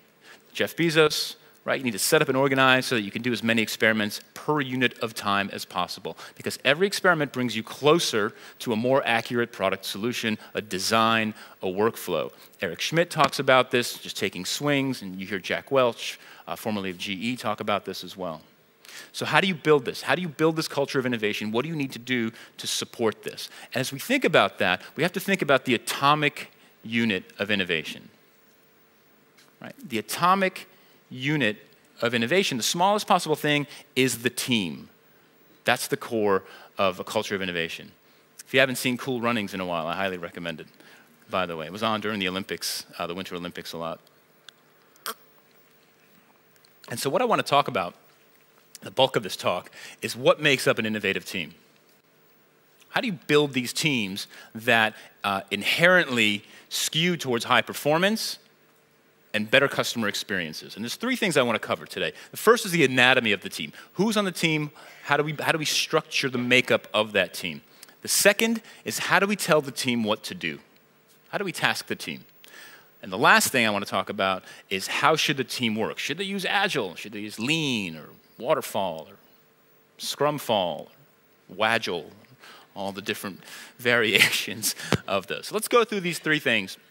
And I'm going to set up each section with a set of anti-patterns, and then we'll solve for those anti-patterns. So let's talk about the anatomy of the team, the delicious anatomy of the team. First and foremost, we'll start with anti-patterns. How not to build an innovative team.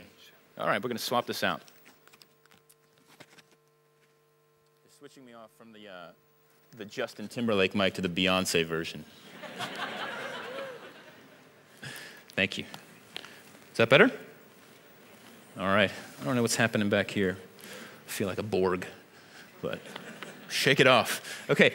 How not to build an innovative team. First and foremost, put them in silos. Discipline-specific silos. When you put teams in discipline-specific silos, you isolate them. And when you isolate them, you diminish the communication between the team members. And when you diminish the communication between them, they rely more and more on written communication. Written communication takes time to create, to read, to digest, to react to write back, and that's a vicious cycle that costs you a lot of time. And then the only time really that team is communicating or negotiating is during the handoffs of that written communication. When you build these silos, the teams start to feel like service providers. They don't feel like members of a team. They don't feel like there's a holistic ownership of the product. They simply see themselves as somebody who does the thing for the product when it comes in front of them and it moves down the assembly line, right? I'm the person who puts the pixels in the right order. I'm the person who writes the use cases. I'm the person who puts the ones and zeros in the right order, right? There's no holistic ownership, and because of that, the teams don't have a view of the whole project, the program, or the corporate strategy of the product. And they're making these keyhole decisions about, well, I'm going to turn this red instead of blue. Right? Maybe that makes sense, or maybe it doesn't. But realistically, who are we solving for? Whose problems are we solving, and what problem are we solving? And how does this play into our greater product strategy or portfolio? Right? You're making these keyhole decisions in these silos. Right? And lastly, siloed teams don't collaborate.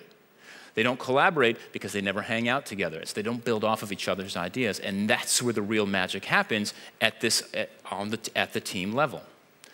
Now, I'm guilty of doing this exact thing. I started at a company called The Ladders 7 or 8 years ago, and my job was to build a UX team, a design team there, and the first thing I did was I built a silo, a design team, an internal agency. And as we built that team, as the practice grew, people would come to me, and they would say, the engineering team would say, we need a designer, or we need a visual designer, or we need a content strategist, or somebody to do this. And I would be the person in the middle that would be traffic copying all of these concerns. See, there I am.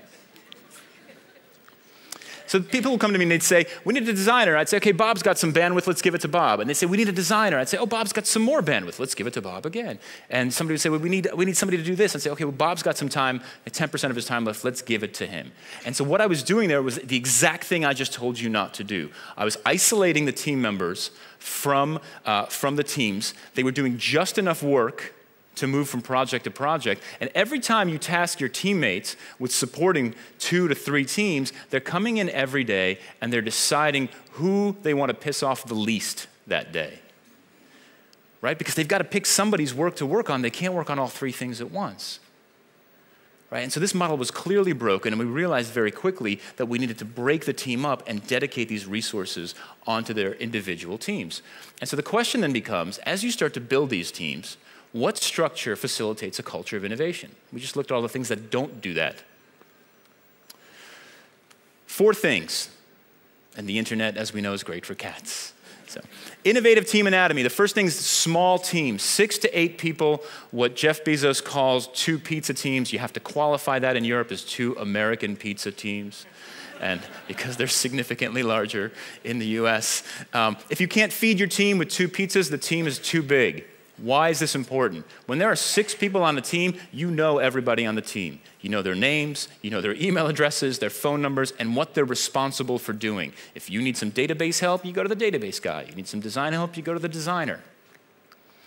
They're great for management because you have a sense of what everybody's doing. And most importantly, they're great for accountability. With 6 people on a team, if you're not doing your job, your teammates are going to let you know very, very quickly because there's no one to hide behind.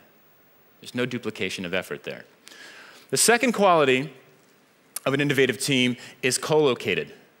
In the same place, in the same space, not just in the same building or in the same campus if you work at a large company, working together in the same place, face-to-face, having conversation, sitting next to each other. Now, I recognize that that's not a reality for a lot of us. We work in agencies that are distributed, we have distributed clients, or we work in large companies with global offices. And that's also my reality. And so if you're going to try to build these teams with a distributed culture, you have to keep one rule in mind, and that is you have to be awake at the same time. You can't collaborate if your partner is sleeping.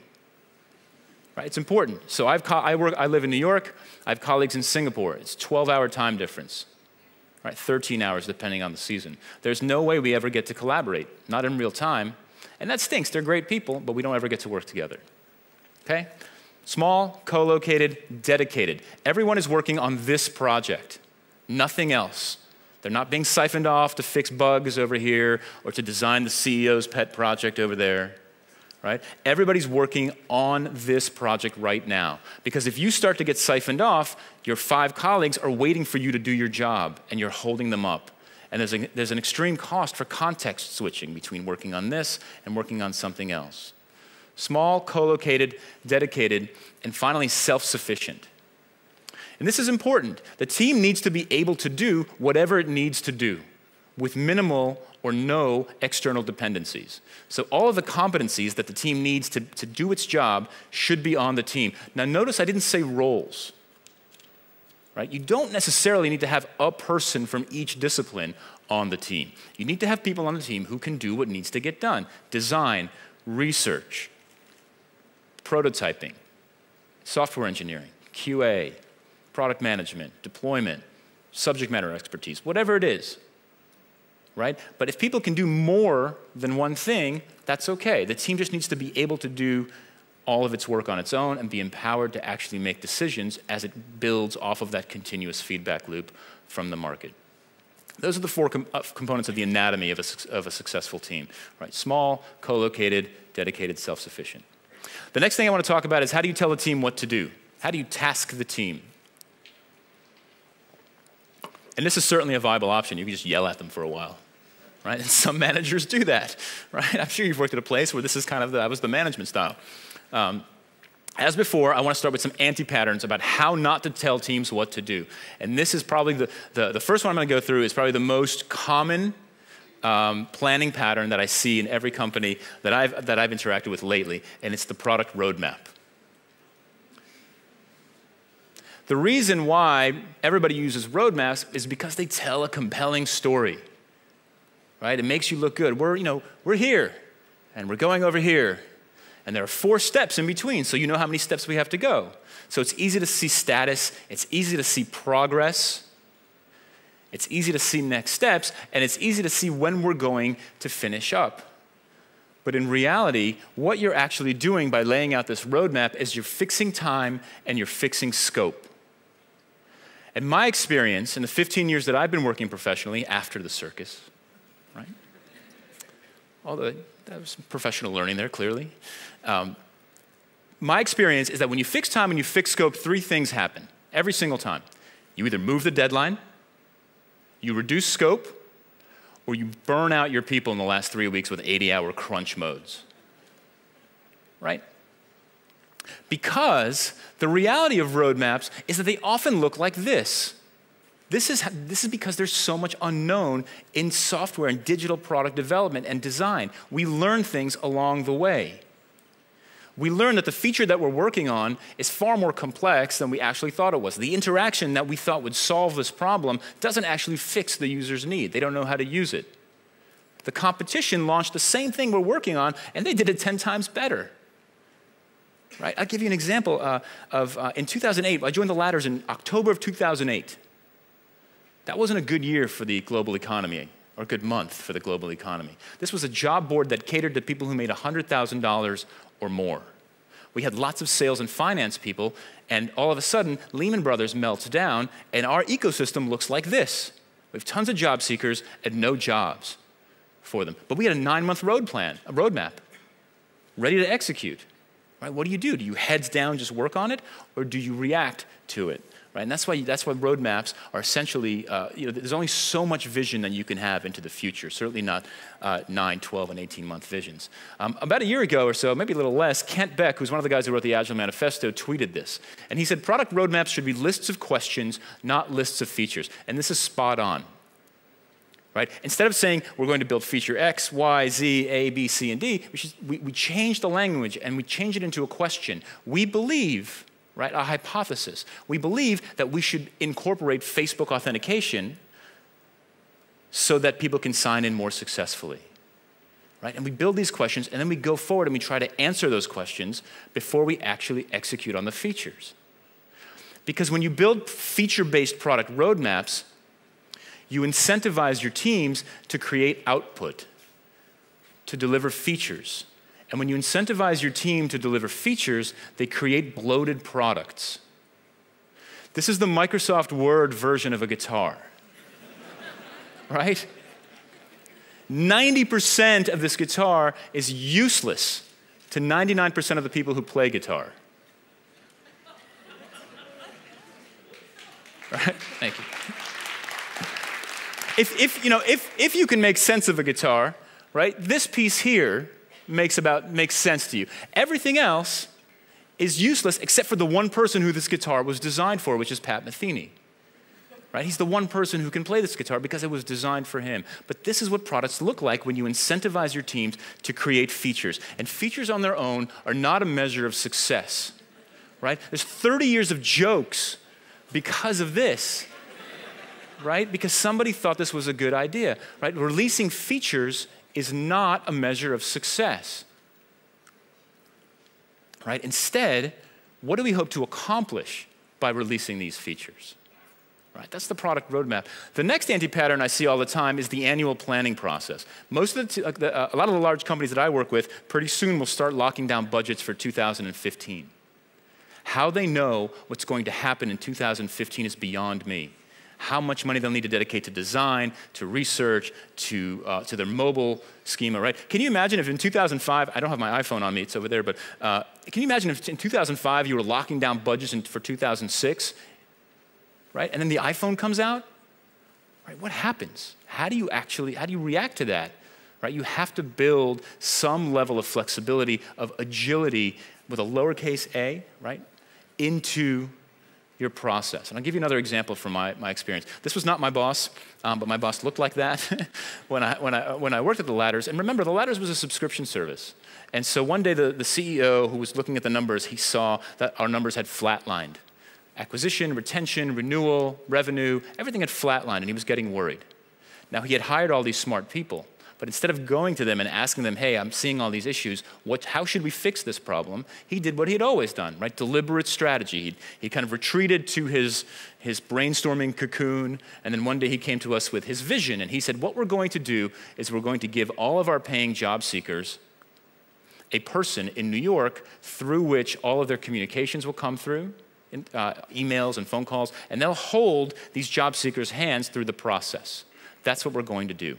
And in service of that, we took 50 people and 9 months worth of effort to build the system to support this. This was our annual planning. Essentially, this took a year's worth of time to execute on, from inception until we were done. 50 people's worth of time, 9 months worth of effort to redesign the website, all the marketing, all the acquisition flows, build a call center, build in the phone systems, rewrite the code for the logic when emails come in and they have to go to specific people, hire staff, train them, write scripts, you name it, we did it for 9 months, 50 people's worth of time, and 6 months after we launched it, we shut it down. We shut it down because it didn't move a single thing. We did not have a culture of hypothesis or experimentation. As a team, we could have done things like taken a cohort of existing job seekers and given them this service. Take a researcher, use a researcher and a product manager, let them provide this service to 10 job seekers and see if it actually makes a difference in the way that they behave. Let's measure the change in their behavior. Because that's what we're trying to do. We're trying to achieve specific outcomes. And the question, as you undergo these planning processes, and as you start to plan out these huge initiatives, ask your teammates, what assumptions are we making? What fundamental assumptions are we making that, if we're wrong, will cause our project or our business to fail? For example, the fundamental assumption we were making here is that 55-year-old men who made $175,000 to $250,000, which is who used our service primarily, would want to take job search advice from a 23-year-old kid. Right? That was a fundamental assumption. We could have tested that before actually building a thing, and it was completely flawed. Instead, what we want to give our teams are business outcomes to achieve. Business outcomes are a measure of customer behavior. What is the change? We design workflows. I'm going to say we design experiences. Don't get on me about that. I know it's an endless debate. We design products and services and so forth that work towards changing customer behavior. Right? Business outcomes are a measure of those changes in customer behavior. Let's give those challenges to our teams, and let's make them granular. Let's make them things that they can actually achieve, right? Increase checkout completion rates. Reduce the number of calls to the call center. Increase the number of times people complete their online mortgage application, or the number of times people come back, the number of people who come back more than once a month to use our service. Because then you can attribute their work directly to things that they've done. And in doing so, you give teams a problem to solve and not a solution to implement. And when you do that, the teams work quickly and iteratively to determine what the best ideas are. They own their own solutions. They design better experiences, better products, and they determine what things make sense and what things are ridiculous based on these objective success criteria. Because the measure of success is the outcome, it's not the deployment of the feature itself. Now, we talked about planning, and I want to go through this, and I'll go through this relatively quickly, and we can talk about it after, during the break as well. We talked about annual planning. How do you then do, if you're not going to do annual planning, what do you do? Well, we talked about, right, there's a small team that's trying to figure out how to move a business metric, and then they figure out a product, and then they optimize on that product. And they're using that continuous feedback loop that we talked about at the beginning, right? That continuous deployment and feedback loop with the market to figure out what to build. Now, as an organization, we build an infrastructure around them that says, we're going to incrementally fund you based on your progress towards the business outcome. And so we'll fund you for 12 weeks or a quarter. And we'll give you a quarter of the funds for next year. And it's your job as a team to come up and say, we've been working to increase retention by 25% for the last 12 weeks. We've increased retention by 12%. We've learned all these things. And if you fund us for another 3 months, this is what we plan on trying next. We don't know if it's going to work, but based on our learnings, we think this is what's going to make a difference. And then as an organization, as a leadership organization, it's your decision to make whether or not to fund them again or not. And they may get to that goal sooner than the full annual budget, and then you can move them somewhere else and have them do more work. So this is the structure we want to build around them. So we talked about the anatomy of the team and how we task the team, right? Small, dedicated, co-located, self-sufficient, right? Giving teams problems to solve and successful and business outcomes as success criteria. The last thing I want to talk about is how the team should work. What process should they use? How should we let them work? Should it be agile, lean, waterfall, all of those different combinations? And once again, I'm going to start with anti-patterns about how teams should not work. First of all, a lack of cross-functional collaboration will not breed a successful innovation team. This is a slide. It's largely an excuse to use more pictures from the circus, but just to give you some context, these are the circus, the elephant people. These were 3 women who walked on large white balls up ramps. That was their act. And this is Charlie, who served our food 3 meals a day, should you choose to eat it. Now, there was no cross-functional collaboration in the circus whatsoever. In fact, there were IP wars, even down to like sub-silos. The clowns would fight with each other. That's my gag. You stole my gag from this guy, right? Seriously, there was none. I mean, just imagine just for a second if the human cannonball and the tiger trainer collaborated on an act, right? I mean, he's already flying in the air across the tent. If there was just some tigers underneath there, right? The excitement level is exponential. The effort is tiny, right? But none of that ever happened because there was no cross-functional collaboration. And it's that excitement, that exponential delight that you find in interesting apps and products and experiences that won't happen if we don't have cross-functional collaboration. The next thing we tend to do all the time is fixate on job titles. We love to put people in boxes. This is your box. You're the designer. You make the pixels pretty. This is the engineering box. Don't step out of that. You got to put the 1s and 0s in a row. Right? This is the product management box, the marketing, et cetera, et cetera, et cetera, right? And we tell people what they can and can't do. And by doing so, we limit their creativity, and we limit their contribution to the team, especially if they're good at 2 things. Imagine that. Someone can do 2 things, right? The story I like to share with you to illustrate this is based on this. Now, some of you, I know some of you may have seen this slide.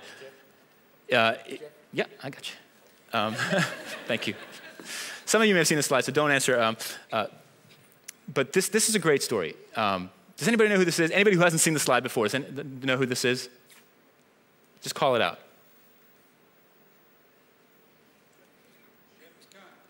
Who? Yes, that's exactly who it is. It's Skunk Baxter. That's exactly who it is. And who's Skunk Baxter? He was a founding member of Steely Dan, and he's been in the Doobie Brothers for whatever, 700 years, however long they've been around, right? He's a legendary American rock and roll Hall of Fame guitarist. That's who he is. Anybody know what he does today? Do you know what he does today? I'm sorry. No? This is what he does today. I'll let you read it, and I'll narrate it for you. He's a civilian consultant to the US government on missile defense. It's true. That's what he does. Now, if he came to the government and if he came to you and showed you his business card that said founding member of Steely Dan and the Doobie Brothers, would you ever let him anywhere near a conversation on missile defense? Right? Unlikely is the answer. Right? But the reality is the man knows a whole hell of a lot about missile defense and can provide that value. So we should allow our teammates to contribute in whatever ways they can. You never know what people are good at. Another anti-pattern is a fear of failure. Right? Most organizations predicate their culture on success. If you don't succeed, you failed, you get fired.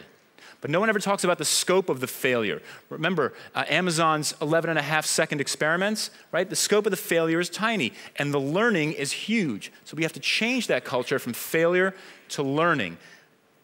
Okay? I had a VP of engineering once at a company I worked at called Web Trends, whose management strategy was to walk up and down the cubes and threaten to fire engineers.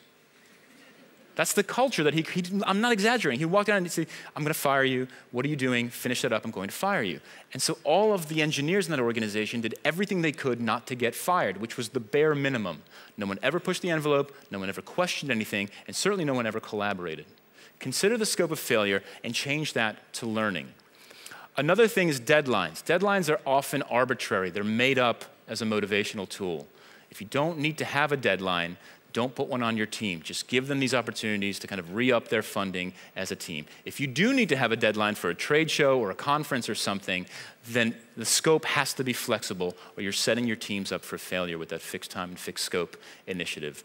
All of these things create a culture where no one owns the product. If everyone's afraid to fail and they're just crunch moding towards the deadline, no one owns anything. They're just trying to get the bare minimum amount of work out and they're not collaborating. And it creates this culture of CYA, right? This cover your ass culture where everybody's just like, well, I'm just gonna do my part so I don't get fired and I'll just hand it off to that next person. And so then how does a culture of innovation change the way a team works? Right? How should the team work if all of these things are not the way it should work? There's a couple of things. First and foremost, we're going to take smaller risks. Two principles that come from lean are that you're always moving from doubt to certainty, right? Remember at the beginning we talked about we have no idea what the end state of the software is going to be or if there even is an end state. And we learn as we move forward. And so we're always moving from doubt to certainty, and we do so by working in small batches. We take small risks, we run these experiments, we make the cupcake before we make the cake. That's first. The next thing, we've talked about this a lot, is we give our teams clear definitions of success. Success is when you increase the number of times people visit the site on a monthly basis to 2.5 or 3 or whatever it is. That's the definition of success, not the deployment of features. We want to make sure that we promote competencies over roles. If people can do multiple things, let them do it. Inevitably, when you move into more of a delivery phase, people will fall back to their core competencies, but don't limit their contributions to the teams. And most importantly, let your team self-organize. This lengthy quote up here is from Jeff Nicholson, who invented the Post-it note. And he said when they were still thinking about it and trying to figure it out, 3M tried to impose Six Sigma process on top of it. Six Sigma optimizes production. And he said, we didn't even know if this was a good idea. We had no idea if it was a good idea or a bad idea, if people would use it. You can't optimize something for production that we have no idea if it actually has any value. Let your teams figure out how to work, build these structures, and then let them figure out how to work well together. You can get them started, right? Give them time, you can give them a framework to start from, right? 2-week cycles, plan at the beginning, do a retrospective at the end, and check in every day for a few minutes. But beyond that, let them figure out what tools and processes and communication channels make the best sense for them. Now, the last thing I want to talk about before I wrap up is this. This is really hard work. We heard a lot about culture in the morning in Kim's session as well. Why should you do this? Right? This is hard. You're changing process, you're changing culture. Process is a reflection of your culture. This is hard work. And there's at least 3 reasons that I could think of to do this. The first is that you'll make your customers happy because you'll build great products, design great experiences that they actually want to use, that solve their business problems, and that make you more profitable as an organization. The second is that you're going to reduce waste inside your organization by not working on things that aren't going to be successful, or not spending time on things that aren't going to meet the customer's goal and the business goal. And then finally, employee morale goes through the roof. People feel like they're a part of something. They want to work there. They own their solutions. They take pride in their work. They tell their friends. Smart people come work with you, and it becomes a much better place to work. All of this, everything that I've just told you in the last 40 minutes or so, is in service of this. As you're thinking about supporting a culture of innovation and building these teams, you have to change the mentality of your team, of your organization, and of your company from one of delivery, right, pushing features out the door, to one of learning.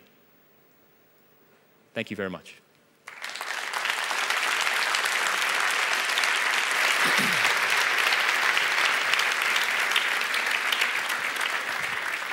Well, Jeff, I had about 20 questions to you. Then you started off with a story about Steven Tyler, and I was completely done. That's it. That's the end of it. Yep. And envious, of course. It was brief, but memorable, clearly. You talked about your musical career as history. Yeah. I thought you were a keyboardist in Puddle Duck. Yes. That's right. I played piano for a band called Puddle Duck. Yeah, okay. That aspired to play on a stage like this, but never quite made it. Yeah. Let's take all the questions about the team in the discussion afterwards. Sure. That's better. Yep. If you like to ask Jeff anything right now, we still have there's one right there. Microphones available down here. Yep. Go ahead.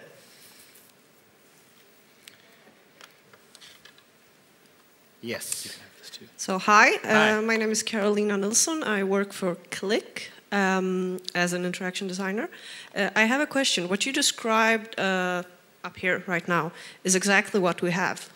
We have self-sufficient teams and we work in them, and yet we struggle because we have another team outside the self-sufficient teams, which is the UX team.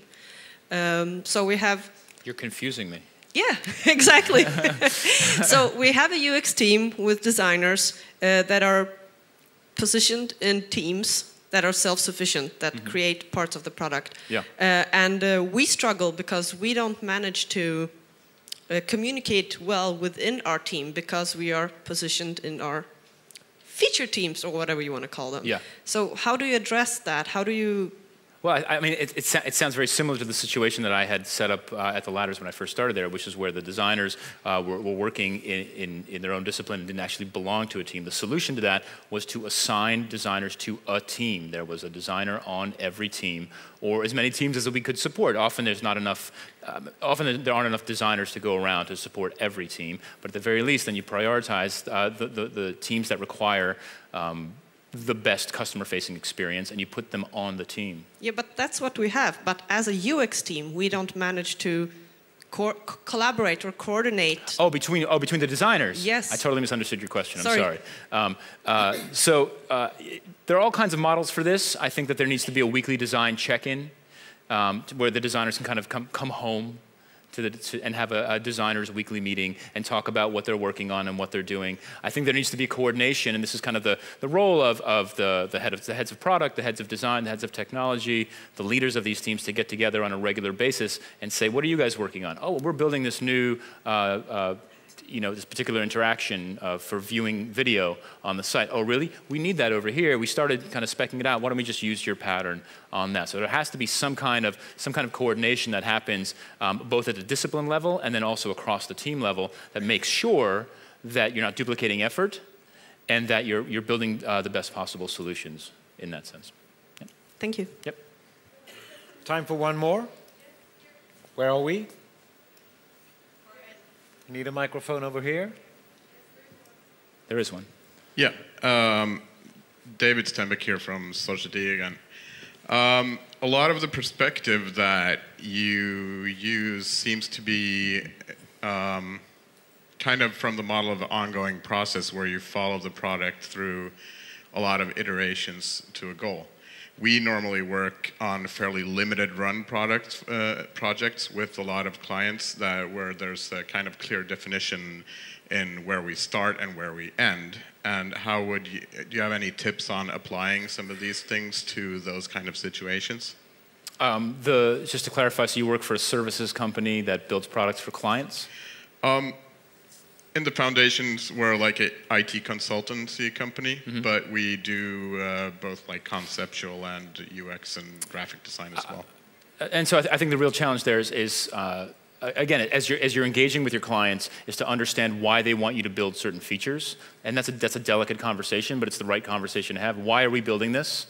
What's the goal? And to see if you can restructure your agreement with them that says, instead of just pushing out features, let's figure out which features to push out that will then, and will determine success by actually changing customer behavior. I know that's not an easy conversation to have, and I know that a lot of consulting companies aren't set up to work that way, but in that situation, you then need to take an internal look and say, well, what kind of work do we want to do?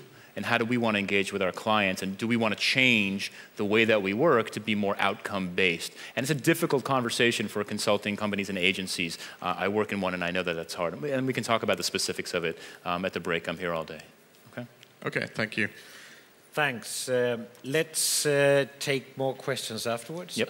I just have to urge you that the pizza rule doesn't work here. It doesn't? You need at least 6 pizzas. That's why I said American pizzas, right? Yeah, I mean, yeah. Texas pizzas. So you have to transform it, really. That's right. Translate it to European Understood. conditions. Yep, big pizzas. Thank you, Jeff. My God pleasure. help. Thank you very much.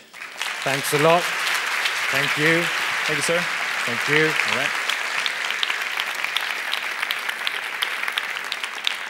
And as I said, Jeff will return again later on after the break. Now it's time for a new presentation.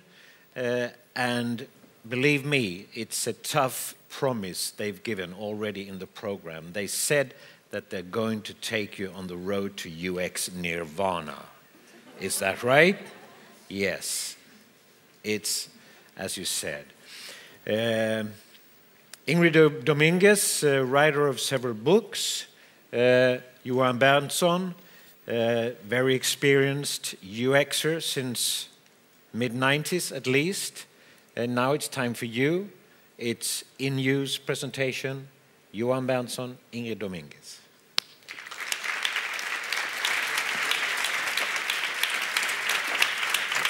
Go ahead. You're welcome, Ingrid. Thank you. Not really nice, I think, to tell our age this early in the presentation.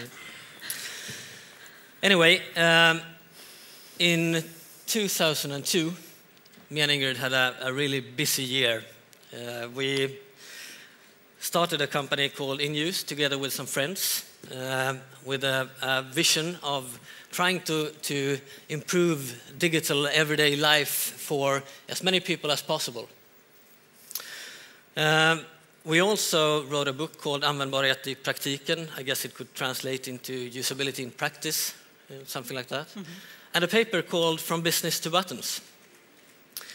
The paper outlined what's now called business impact management. And it's a way for us to try to tie the business goals via the users and their goals down to features and to buttons, of course.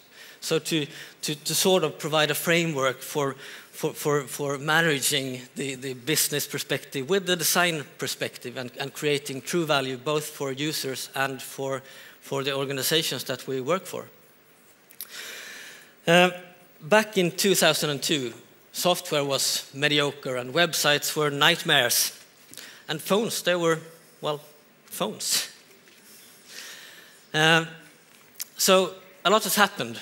And in many ways, I think we'd like to say that great UX is here. And as everybody knows, here in Sweden, we are good at everything. We have the best internet, fastest internet, we are the best designers, etc. So we decided to try to find out, is this really the case? Is great UX here? Is everything perfect? And in that case, are we, the Swedish UX community, the best in the world? Yes, yes, yes. Yes, yes, yes.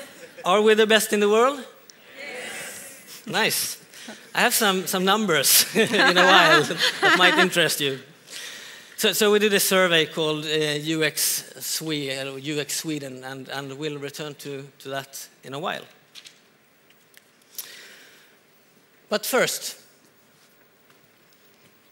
a few weeks ago, me and Ingrid went to Bergen on a conference called Booster. It's an IT conference with some UX perspectives in, I guess. There are no direct flights from Gothenburg to Bergen. You have to go via Copenhagen.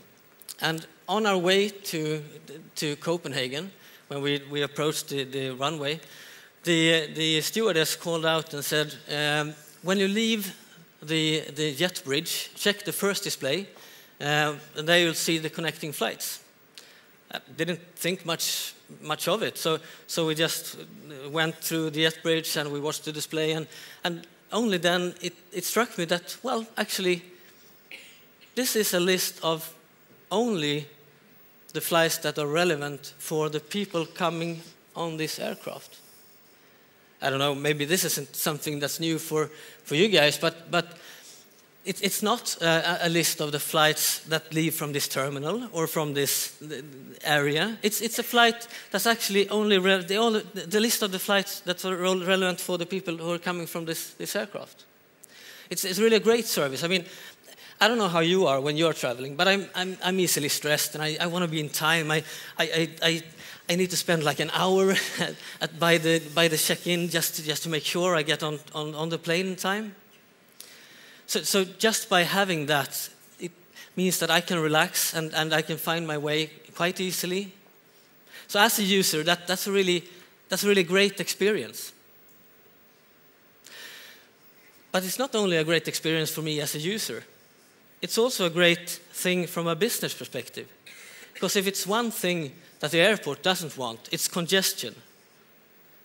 They want people to find their way as quickly as possible after going through the shopping areas, of course. Because they want people to make it to the next flight on time. That's their promise. It's what they live by. It's the service they deliver, and they want people to reach their next destination. On the very same journey, I was inspired to finally try Kindle. Even though I love books. I simply love books. I make notes, I highlight things, and I even have keywords in them. But I found out that, well, they pile up.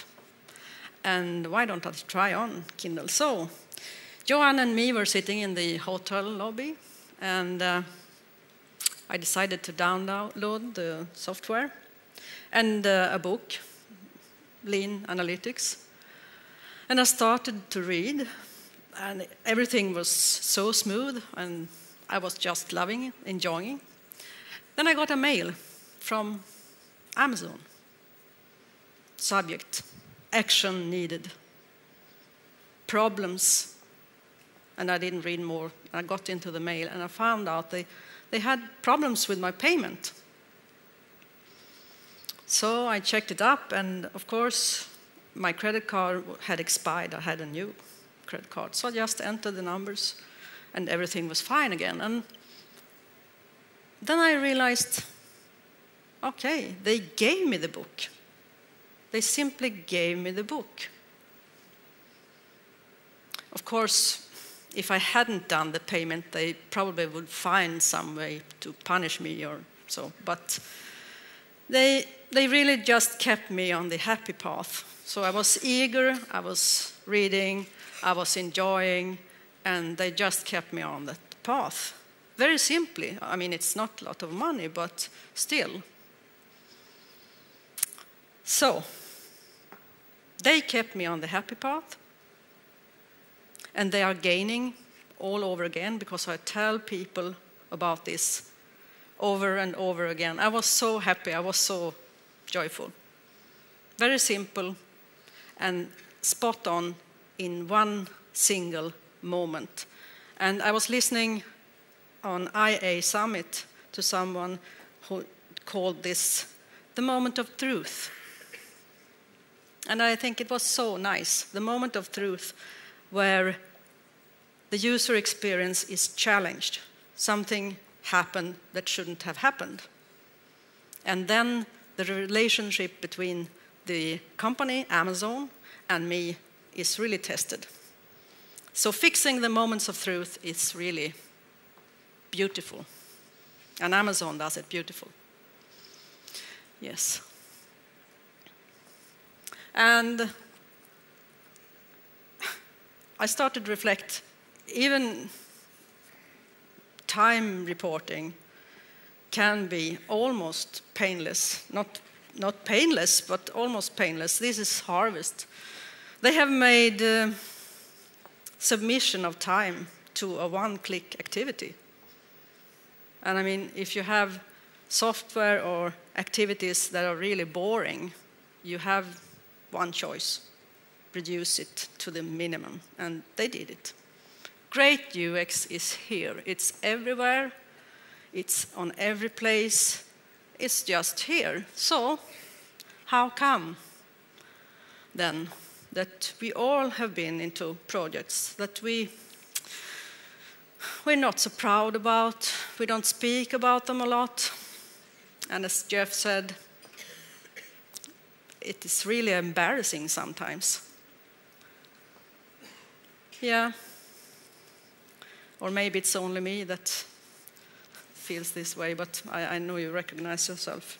So, on one hand, we have this feeling that UX is here, great UX is coming, we are so many people here, we know what we want to do, we have the examples, so great UX is here. On the other hand, we see those really poor services.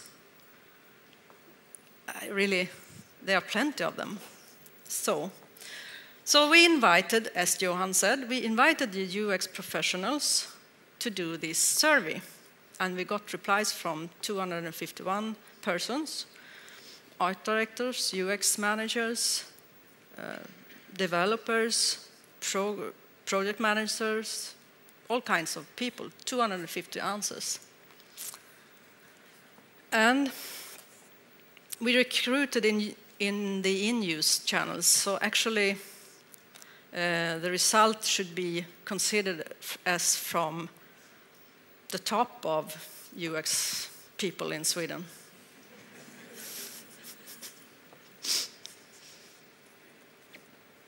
The most mature. Okay, one of the questions was this. We urged you to point out where you believe that your organization is on this scale from 1 as unrecognized. UX is not recognized at all. It's nothing. To 6, where UX is embedded in everything we do. So you should rate yourself.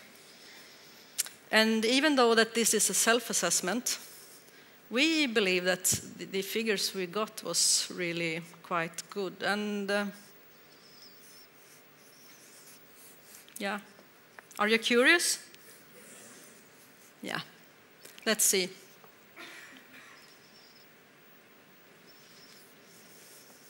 As you can see, we have really left the basement. But still, we're stuck on some lip service level where managers says that UX is really important, but they do not invest in it. So, we want to change this. We want to move the Swedish UX maturity in organizations towards 4, 5, and 6. to leave off the two and get it up. And there are no simple answers, of course, but we really think there are 5 very basic key enablers for this. Yeah, and the first one that we saw based on the answers and comments that we got on this survey was that many people lack a clear, actionable vision, or we believe at least that would help many people. And a few months ago, I met this guy who was a UX manager at a car corporation, not BMW. But he was quite impressed by BMW and their way of working with their vision in their design work. He told me the story about speakers, about how the design team who are going to design this new car, you know, BMW cars, modern cars, quite luxurious cars, and they started to debate whether, well, we need a sound system for this car, right? And it has to be a really good sound system. Of course, it has to be a good sound system for that kind of car, right? But it turns out that speakers are quite heavy. And in order to have a really great sound, you need to place the speakers quite high so that the sound reaches your ears in a particular way. I don't know anything about this, but it's supposed to be that way. But if at the same time you want to have the ultimate driving experience, you need to have a very low center of gravity. So you really need to have the speakers on the floor or as close to the floor as possible, not to affect the feeling when you drive the car. And that actually affected this decision. So they sacrificed great sound for a better driving experience. And we asked you guys, how many of you participated in the survey? Anyone? Yeah, great. That's nice, thank you. So we asked you guys, do you have a clear, actionable vision for your products and services? And actually, 44% said yes. And that's more than I thought. So that's good on one hand. On the other hand, I don't know about you guys, but if I, as a designer, want to design something, and I don't really have a clear view of what it's supposed to be or how it's supposed to be experienced, I can't do my job. So, does that mean that 56% of you are really struggling to sort of know what to create?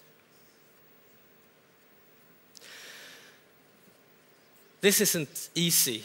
It's actually quite hard to get a good vision or to force your organization into creating a vision that you can use. And the main reason is because it's hard to choose. There's not one good idea of what you want to be or what you should be. There are many. I mean, this could have been, we want to be the best commuter vehicle for work. That's also a great goal. You can sell many cars on that. But it's another goal. But as long as you have a goal, you know what to design for.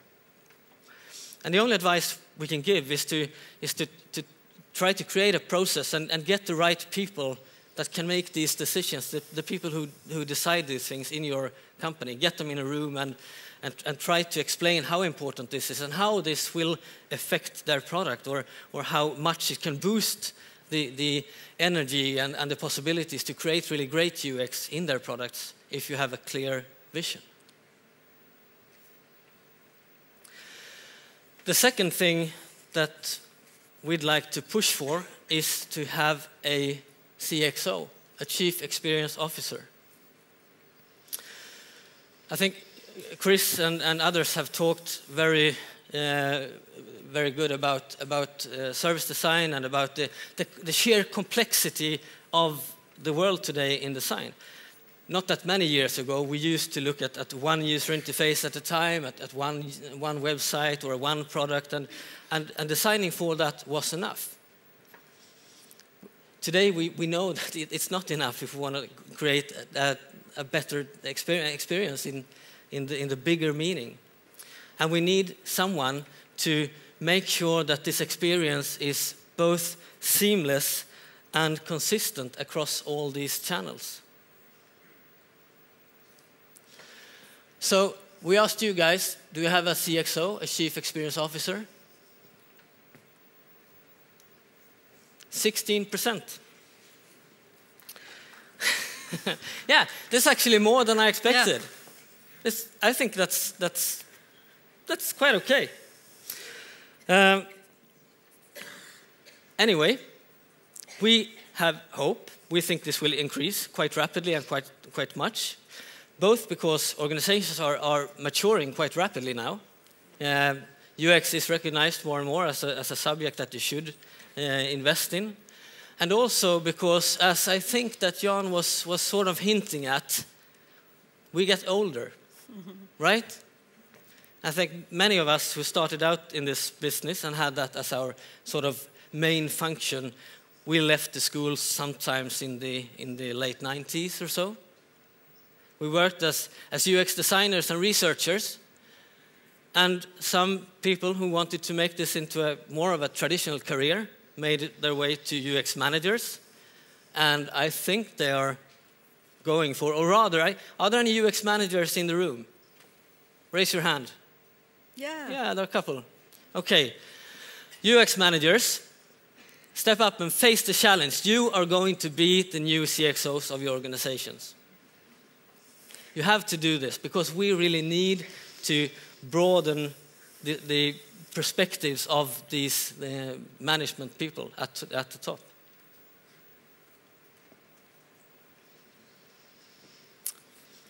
Now we have been talking about the corporate level, and now I will take you down to the project level. We would need to have a process that steers towards desired impact.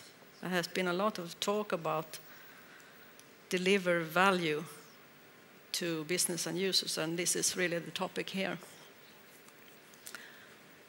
I think that this is very nicely put. It's Alice in Wonderland that asks, would you tell me, please, which way I ought to go from here?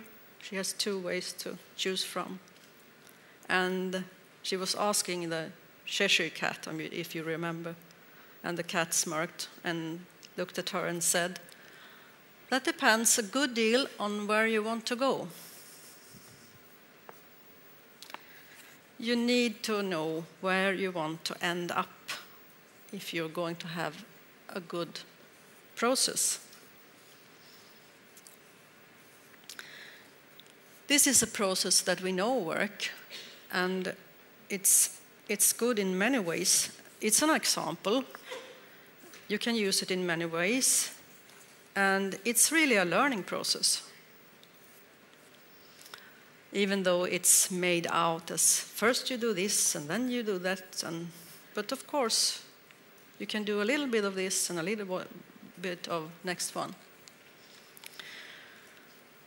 First of all, you have to define the impacts for business and users.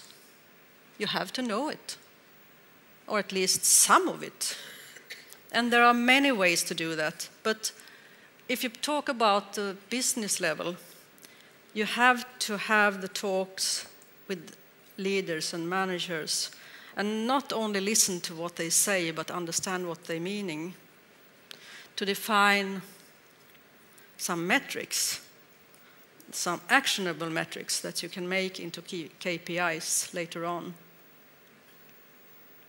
And there are numerous techniques for this, but the 5 whys is one of the most used. On this level, I shouldn't be talking to you really, because you are doing this all the way. But observing users, defining stories, understanding values, this is what we do there. Here you have the conceptual level to elaborate, to find a design that works, that is consistent, where the user can do what they want to do and really understand what is coming next. And of course, that phase also has to do with validation before you start working with building the thing. So in a small sense, always try out the concept before you do some building.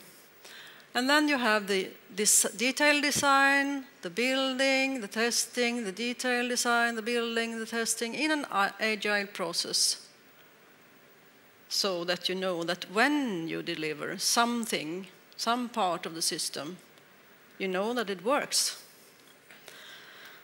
And continue listening after launch and learn and take it into the next level. Strive to keep consistent here with the always changing needs of users and the new possibilities for your business. So we asked you, do you use processes that helps you create value for both business and users? And the answer from the Swedish jury was 48%. Less than 50%. Best in Sweden. Best in the world. Best in the world.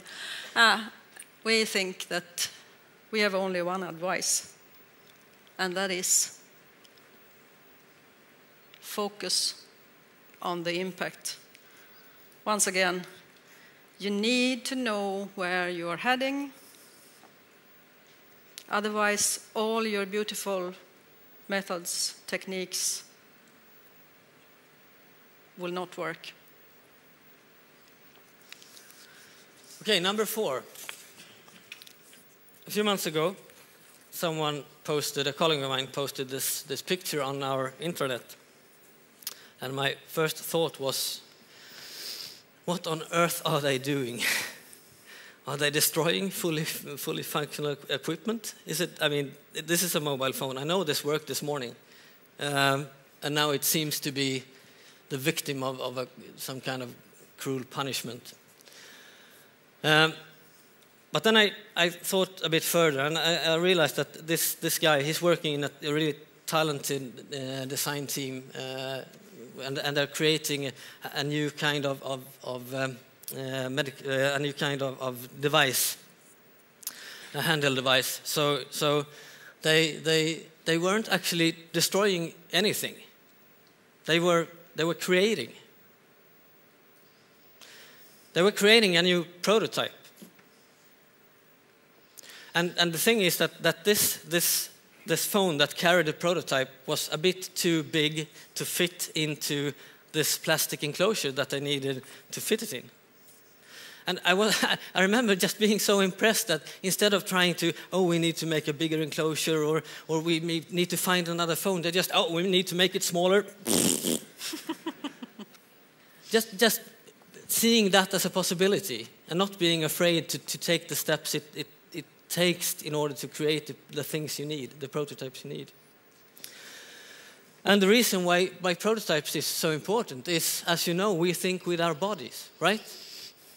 We can sketch things and we can draw things. We can sit by our computers and design things, and it looks quite pretty. And we think that we think that we capture the most common scenarios, but really we don't until we get these things in our hands.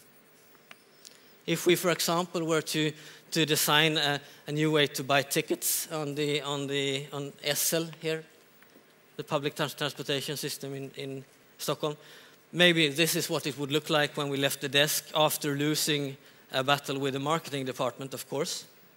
They want this huge logo on top because it's really relevant when I want to buy a ticket. And then I take this prototype with me, and I go on a bus out in the real world, right? And I have this prototype in my hand, and I'm trying to sort of stand and hold myself, and I buy this ticket. And of course, I'll realize all sorts of things. I realized that the process needs to be much simpler, or no, do I have to have that also? No, okay. And just such a thing that realizing that button, maybe it needs to be slightly bigger. And also I can go to the marketing department and have a good argument to maybe shrink that logo. So we think with our bodies, and in the real world, prototyping is extremely important. And this is really something that I thought, okay, we're going to score like 100% here when we asked this question to you guys. And we ended up at 50. You should be embarrassed. This is so bad. And there isn't really any excuses today. We can even prototype hardware for no money at all and no time at all. What are you doing?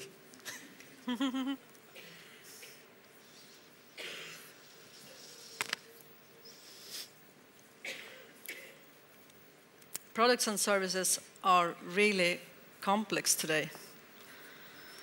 Services is something that people choose to use or not. And the amount of products that are both hard and soft are increasing very fast. And we think that we are developing ecosystems when the user really is configuring it continuously. It's so complex. So, never ever more will UX be a one-man show. Never more. We need people that masters different skills. We need them to work together. We need them to work together as a team. And we asked you, people, do your organization have the competence required? And what was the result? 60% sounds quite good, but consider that this is the most mature organizations in Sweden. We think it's really low. And as complexity is rapidly increasing, you have to be on your toes, actually. So, we're on our way to great UX. So I think we skip this summary and go into the film. Because if we have only 2 minutes. Okay. Yeah. Well, you've all heard the 5 points. Make sure you have an actual vision, get or become the CXO. I think that's important. Make sure you have an impact-driven process. Make more prototypes, for God's sake. And get the right team. And this is not a pretty picture. I mean, we did this investigation, sending this out through our channels. We think we're pretty well connected into the Swedish UX community. We believe that the people who answered this survey are among the best in Sweden. So we need to do more. We need to help each other to sort of travel up these stairs, right? And one thing that we would like to do is to invite you to participate in the In-Use UX Award. We have a very short movie that we'd like to play for you. Unfortunately, it's in Swedish. I can translate it all to you in the break. If there's anyone who wants to an English translation, just let me know.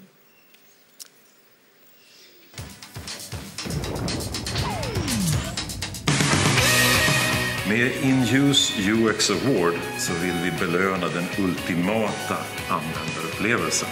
Vi vill lyfta fram förebilder och initiativtagare till föredömlig UX. Alltså user experience som gör verklig skillnad för användarna.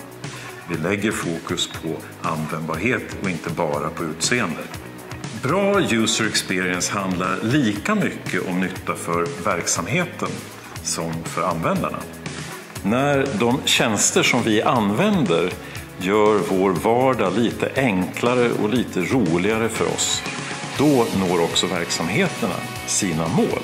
oavsett om det handlar om att tjäna pengar eller att spara pengar eller att ge en bättre service. Det kommer att delas ut ett första pris i en kategori. Men det är en öppen kategori, så det kan vara ett internt system, ett intranät, en företagssajt, en kommunsajt, en app, en digital device av något slag, eller ett forum eller mötesplats.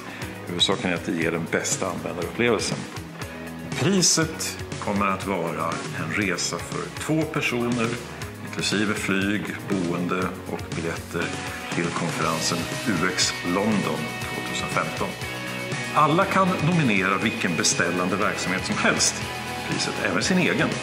Villkoren är att lösningen ska vara producerad under 2013 eller första kvartalet 2014. Man kan nominera fram till midsommar. Sen så kommer en jury att titta på bidragen och välja ut det som har varit det bästa digitala användarupplevelsen.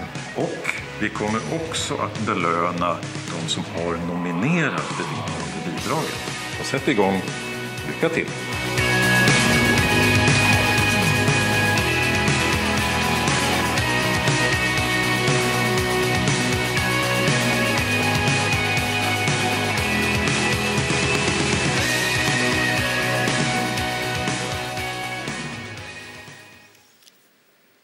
And I'd like to point out...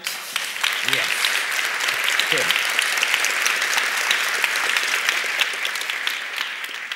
Thank you.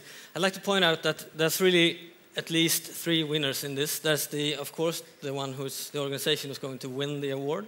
There is the one who is nominating the winning organization, who will get 2 tickets to From Business to Buttons next year.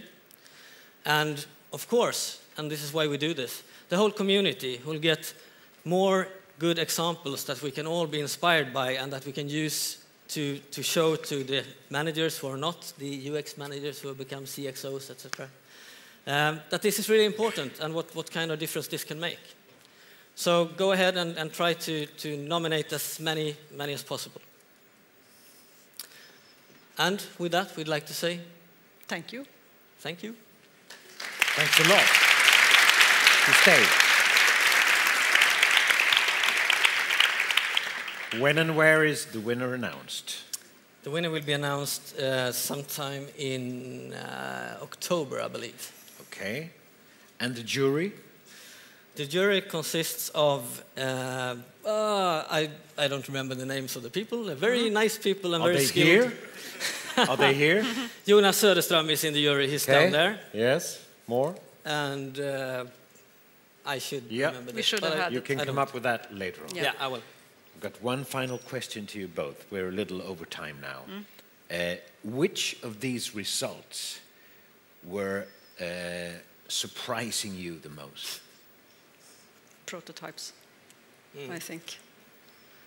Explain, please. I think it was the one, as I said before, about prototyping, because I think that's such an easy thing to do.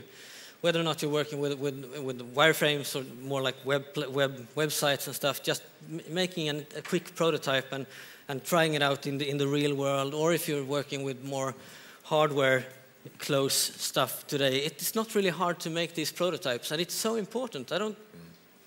People don't really seem to realize how important it is and how much difference it makes when you actually feel the things in your hands instead of just watching them on a screen. It's really... Ingrid, did you actually now take us, on half an hour, take us from world's best to world's worst? Was that what you did? I hope not. I hope not. I mean, this is an area that is evolving, and I think we got some pretty good feeling of how we are doing, but I mean, it's hard to ask questions in a questionnaire and take it for what it is. Thank you, Johan and Ingrid. Thank you very much. You also get the gifts. You also get the gifts. Thank you. Thank you. Don't run away. It's time for the second ELO. It's time for the second ranking. So pick up your phones again. This time, you'll get the URL. You can start the voting, but we will give you the result in the beginning of the next session. So you just vote now, and you can keep on voting for a while if you go out during the break, and then you'll get the result later on. What do you find most challenging when organizing teams to create great UX? This is an important input to the panel we will run in a while. Everybody's got it? Fine. We'll see each other again. 3:30. Time for a break. Thank you.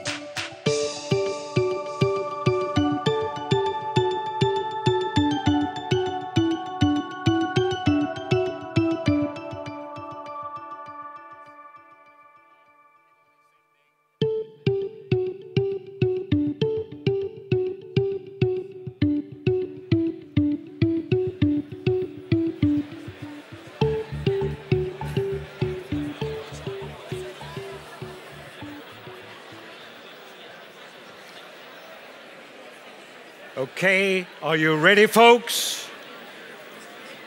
Ready to go again on our journey of great UX?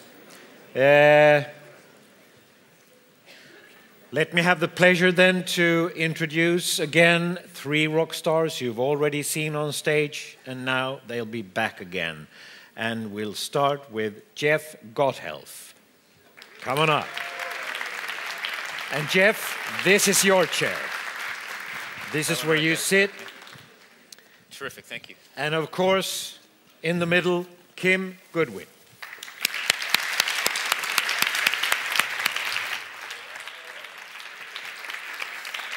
And on this chair, to the left for you, to the right for me, Dave Malou.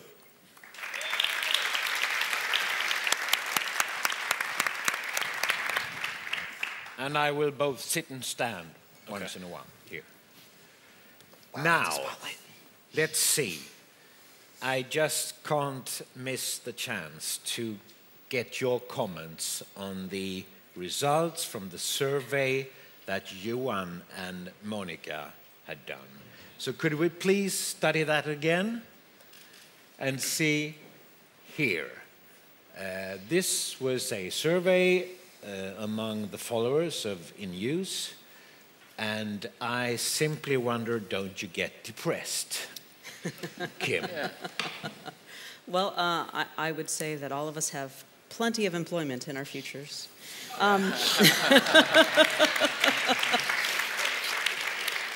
It's, you know, I think cultural change takes a long time. It takes a long time. That's why conferences like this, frankly, guys, this is therapy, right? I'm not sure these numbers are that different around the world. I don't think it's just Sweden. I think these numbers are probably pretty consistent. So you're not surprised? No. No? What do you say, Dave? Yeah, I'm not surprised either. And in fact, I actually think it's probably even worse in the United States. You know, it's for every major Amazon, Apple, you know, icon of UX, there are 20, 30 enterprise level companies out there that don't even have a designer, let alone a UX department. You know, Lou Rosenfeld calls it the dark matter space that he's trying to concentrate on. It's the people that are project managers, business analysts, who are just trying to do the good fight, right? And they're not even at level 1, you know? And I think, so this actually seems more optimistic than I would think from the United States. Is that right? Really? Yeah. Yeah. Jeff. Look, I think the place to invest is moving people from 3 to 4. So I think if you can move people from invested to committed, based on these descriptions, so UX is critical, and the phrase there being executives are actively involved, that's going to pull up the rest of it. I think that if we can move more people from step 3 to step 4, that will actually reduce the people in step 2. It'll kind of magnetically pull people up, because once you get executives involved, and you get people in power, committed to building delightful experiences and great products, that's when you see the investment come into the organization, hiring the right people, empowering the right people. Chris's quote from, I forget who it was, they quoted, he cited Uber though as something right. Like people are experiencing great product design. And when they do, that's when they invest in it. So I think moving people from 3 to 4 is the key, and I think that'll pull up the bottom half as well. I guess you point out a very essential factor here, that the knowledge about UX has to be moved upwards in the organization. Ironically, it has to be experienced. Right? Right. I mean, that's kind of what that quote was about. Right? Experienced and understood, really. Yeah, right, exactly. That executive, I'm sorry, I can't remember what company he was the executive for, but he Comcast? It was Comcast, yeah, that's what it was. It was Comcast. He had experienced a delightful product that was thought through. The entire service was thought through, from the pixels on the screen to the delivery of the service itself. And he recognized that this was something that they were not investing in. And that's how the transformation happens. Isn't it at the same time so that every executive loves to say phrases like the customer is always our most important actor and all that? I mean, Is there some kind of misunderstanding when they answer like this? Dave? Path to hell is laid with good intentions. So their intentions are in the right place, and intentions don't get you very far.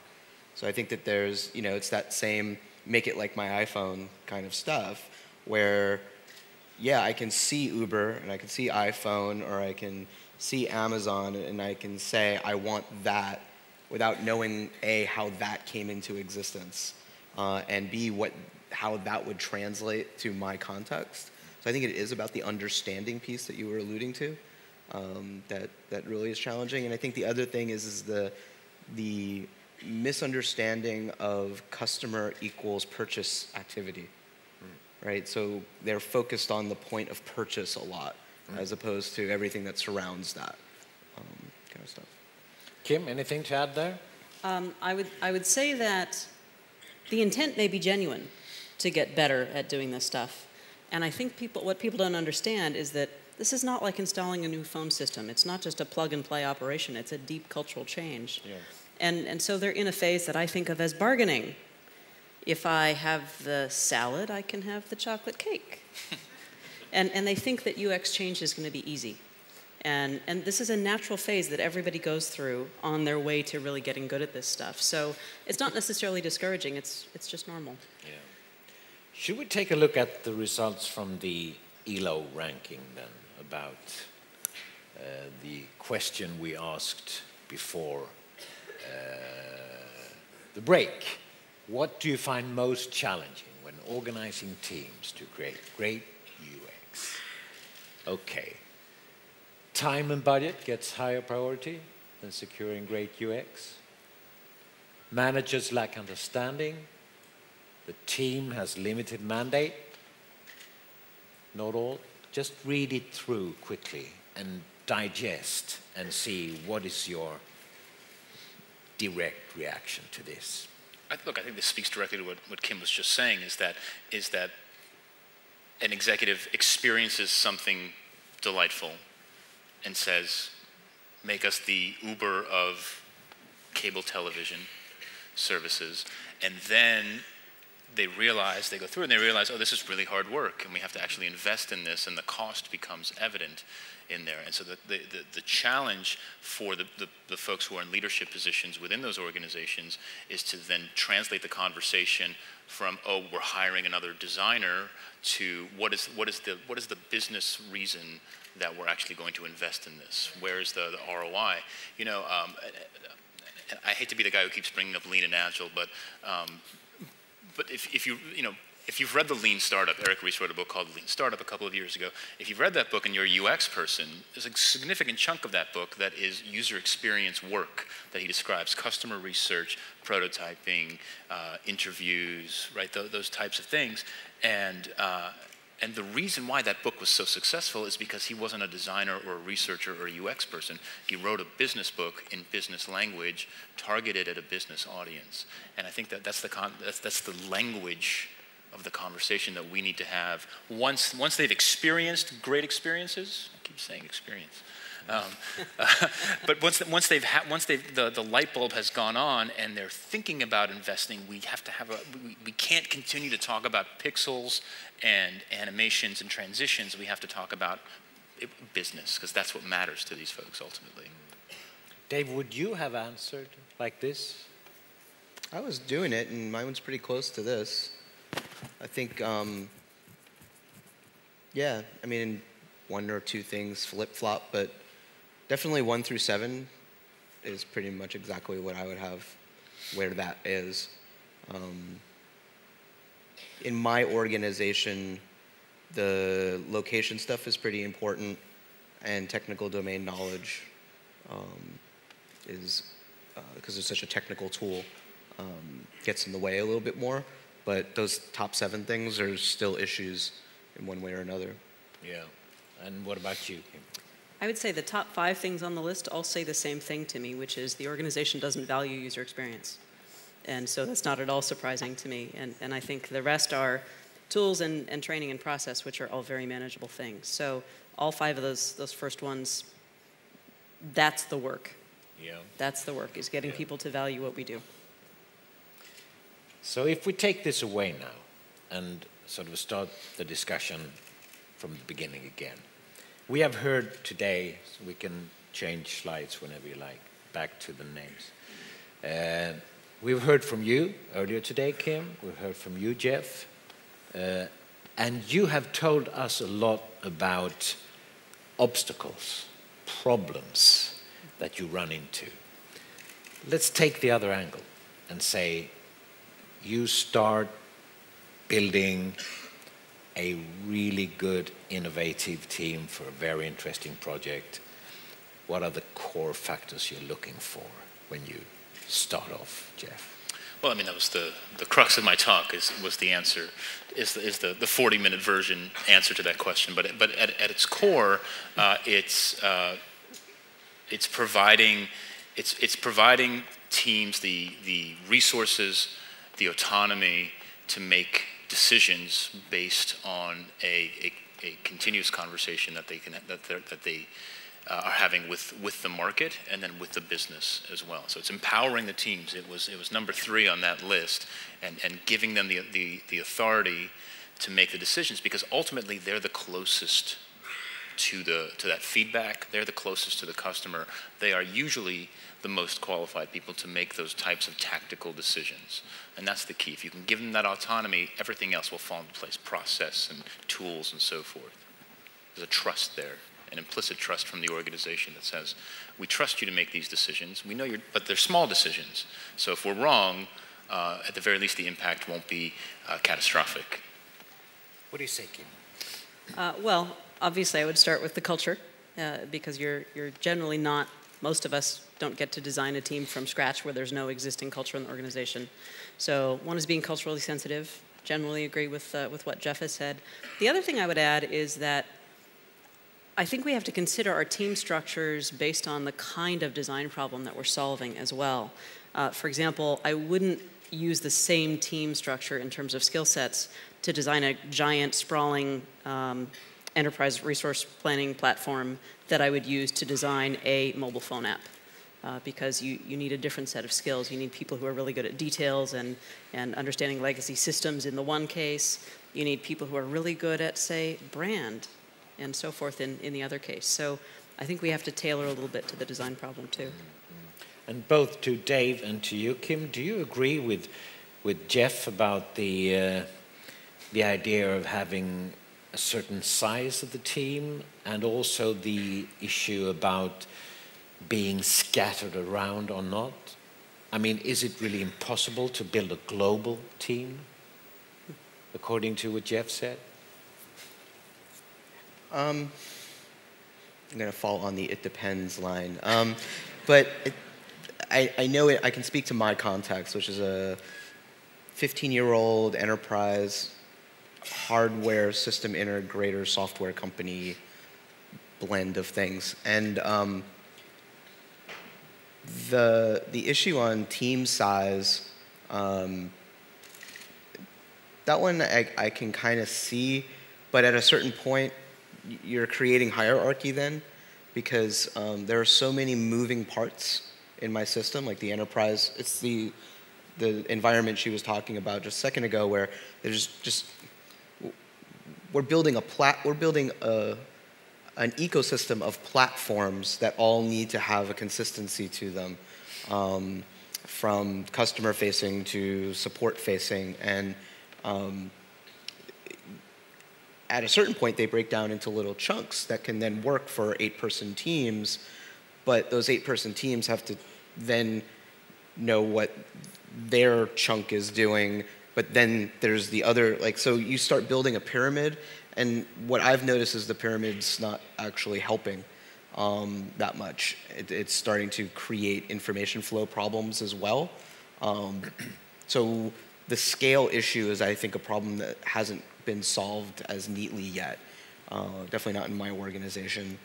And in terms of the co-location piece, I have seen successful global teams.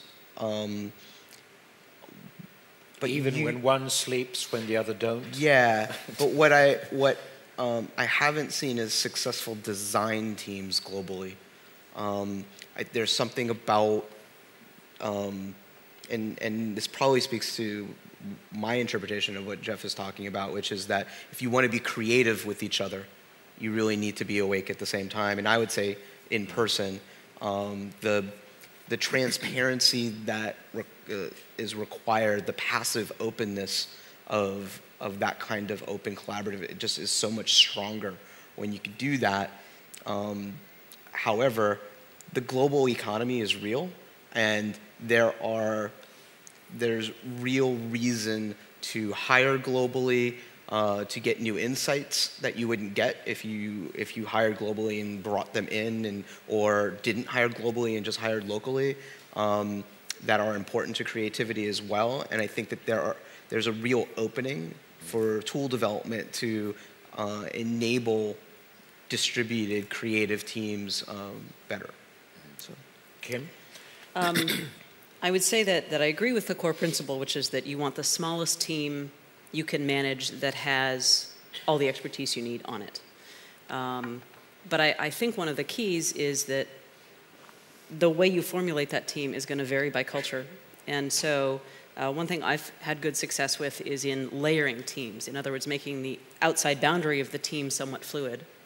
Because there's interesting evidence in the literature that matches my experience as well, which is that the generative unit, the people who are sitting there saying, what should the design be, and sketching together, that 2 people is an ideal problem-solving unit, because they move very fast, but they question each other's assumptions. In my experience, you can add a 3rd person to that mix and still have that work. When you start adding a 4th or 5th person, boom, it just slows way down.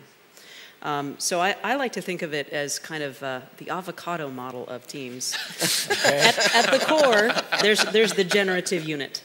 And then you have the creamy center, which is probably your 2 pizza team, right? The small number of people who are really pizza, essential to formulating the solution. Right. And that around that, you have all the people who believe that they are stakeholders in that, not all of whom really are, let's be honest. But who need but who need to check in periodically, say once a month, and be informed, because it does somewhat affect their work, right? And I think that distinguishing what is the work of the generative team, what is the work of that close collaborative team, and what is really the task of that larger team. You know, is this a generative meeting? Is it a refinement meeting? Is it just an informational meeting? And I find that helps teams a whole lot with some of that thrash. But let me ask then, how do you reduce, if you've got a generative team surrounded by a collaborative team, how do you reduce that envy of, well, those guys get to do all the cool concepting work and then we just have to execute their vision on this, which is a situation that I've run into over time, right? If the generation of ideas is limited to a couple of people on the team, there's a dynamic there that can be problematic. Have you seen that addressed? Well, I think that boundary has to be a little bit flexible, right? And certainly it's not that other people can't have ideas. And in those refinement meetings, ideas come up and you do start to generate.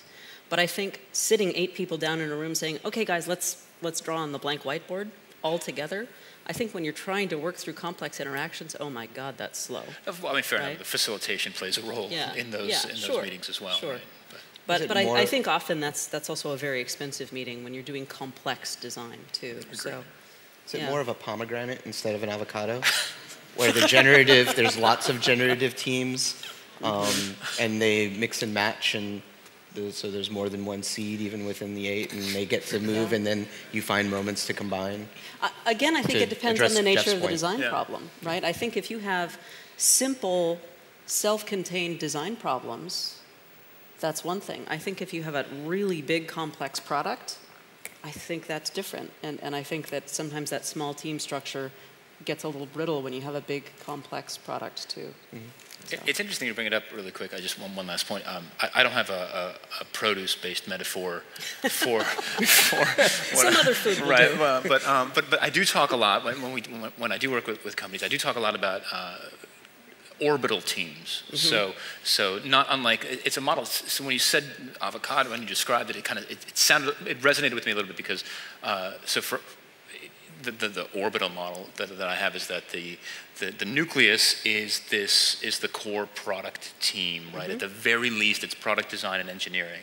At the very least, it's not to say it's the only people, and design is very inclusive of whatever design you do, right? Product design, engineering, but then in orbit of that, that's the team that's working together closely every day, right? And then in orbit of that team are stakeholders, and then the other functions, especially in a large company, that team needs to interact with to do its work, but that can't spend every day with them. Brand, IT, legal, compliance, regulatory, that type of thing, who have a stake, who have something to contribute at some point, and so the teams create some kind of a service level agreement with those orbital members that say, we get 10% of this particular lawyer's time to make sure that the copy that we write can go out on the website so that we can continue to work in an efficient fashion instead of writing a 200-page content deck and then shipping it off to legal and waiting 9 weeks for it to come back. Yeah. Right. So so it's not exactly the same of what you just said, but it's close. It's close. Let me give you another example. I think that nucleus varies a little bit depending on the design problem. Okay. So at Patients Like Me, for example, if we're working on a tweak to the news feed and the algorithms about exactly what content gets displayed, that nucleus is going to be a designer and an engineer because it's so much about how the code is written and what behavior we're enabling. If the thing we're designing is a new disease measure, then that nucleus is going to be a designer and a scientist. Right. Right? And then once those people feel like, okay, this is heading in the right direction, then you pull in the engineer and say, is there anything funky in here that we need to problem solve together around? Got it. So. Makes sense. I also want to ask a couple of questions about continuity, but I also want to invite you now to at least 10 minutes of interaction. Take the chance to ask questions which you didn't get the chance before today. We have the hand microphones, don't we? And I need help to see where you are so we can get all the questions in. Anybody waving here? Yes. Yes, hello, Arto Valtonen. I work at Sigma Technology in Karlskrona. How important do you think it's to find a real problem? Because we are talking a lot about the business opportunities, but isn't the starting point a real UX problem? And what kind of experience do you have in finding the UX problem? It's critical, so I'll jump in, because if you're not solving a real problem, you're absolutely wasting your time. And so the first question that you should seek to answer, the first hypothesis that you should test is, does this problem exist? Right? And so the way to do that is typically through customer conversations, is to actually go find the people who you think have this problem, and first of all find out if they exist, and if they do they have a particular issue? Well, if they don't, right, I mean, we make assumptions about who we're building products for and what the pain points and their needs are, but we don't necessarily know that to be true. And so let's go find those people. And if we can't find them, that's a great finding, right? If we do find them, then let's figure out if this particular issue that we think is important is actually important to them or is affecting their day. And again, those are really easy. There are easy techniques to find. It's research, right? It's going out and recruiting and finding people where they work or where they hang out and asking them these questions and verifying that indeed there is a problem here. And then the next step before, again, if you identified folks and they do exist and you've identified a problem that they have and they actually have that problem, is would they actually value a solution to that problem or the solution that you're thinking of?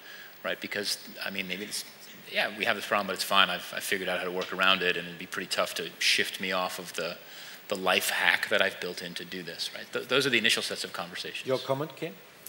I would say that I probably have a list of top 5 questions that I ask on pretty much a daily basis, and what problem does that solve is definitely in that list. I ask it of stakeholders. I ask it of teams that are showing me design. I think unless we have agreement on that as a team, there's no point. So, underlining what Jeff said.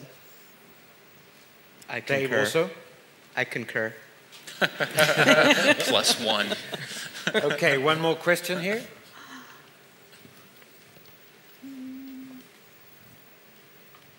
Hi, I'm Karin Eklund from Ascom. I have just a comment on the business aspects of user experience, because sometimes I think the term user experience is quite misleading. Because if we don't know what business that we really try to strive for, what goal we have, we really can't create user experience to support that. And I think also user experience as a term sometimes makes it difficult to talk about the business parts when it comes to talking to managers and so on. Is that something you have met as well? Yeah. I'll start there. I think it's actually a big problem for a lot of people who come from a classical user-centered design approach because they were centered on users and they're not trained in the ways of manager speak or executive speak. And that impacts on many, many different levels. One, just not knowing how to express, business impact. I mean, Ingrid was talking about impact. Just where is the impact going to be for the people who are funding the solutions that we're working on, as well as the impact for the customer too. But they have to both be balanced, and you have to have a language and understand and share in methods that lead you to that understanding and communication system. More comments on that? Kim? Something that I've always done as a consultant is start every project with stakeholder interviews so that we can get at exactly what the business is trying to accomplish. And that works very well. What I often see, though, is that in-house teams don't do that same thing. And I think it's partly the embarrassment factor, right? You think, well, I work here. Aren't I supposed to know what the business goals are? So the way that I handle that is I say, hey, Dave, I know what this company's all about and so on, but I'd really like your take on this particular project. I'd like to hear about your goals for it, right? Mm-hmm. I just flattered him. I fed his ego. Of course he's going to spend time with me. And then I have more permission to ask the dumb questions that I want to ask, which actually get me to exactly the right answers. So both parts think that the other one understands? Is that what you mean? Or? Well, I think that when you work in-house at a company, people are often embarrassed to ask fundamental questions like, why are we doing this project? Yeah. Because they feel like, well, they're going to think I'm not with it, right? Or that you're insubordinate. Yeah, that too. Right. And so I think there's kind of a job security anxiety there. Sure. But by playing up to somebody's ego, and I really want your insight on this, usually that you can get past that. I have a couple of embarrassing questions soon. They will come soon. Any more? Jeff, did you get to chime in on that? There's one last note on the question. I just want to say this. I think great design is a brand value. And if your brand doesn't have great design as part of its brand promise, then the organization will never invest or buy into user experience and other kinds of design, and that's okay. Maybe you have other brand values that you work on, but I think to have a conversation with executives about great design, it has to be a part of the promise of the brand of your company. Okay. Yes. Where are you? Yes. Hi. Here.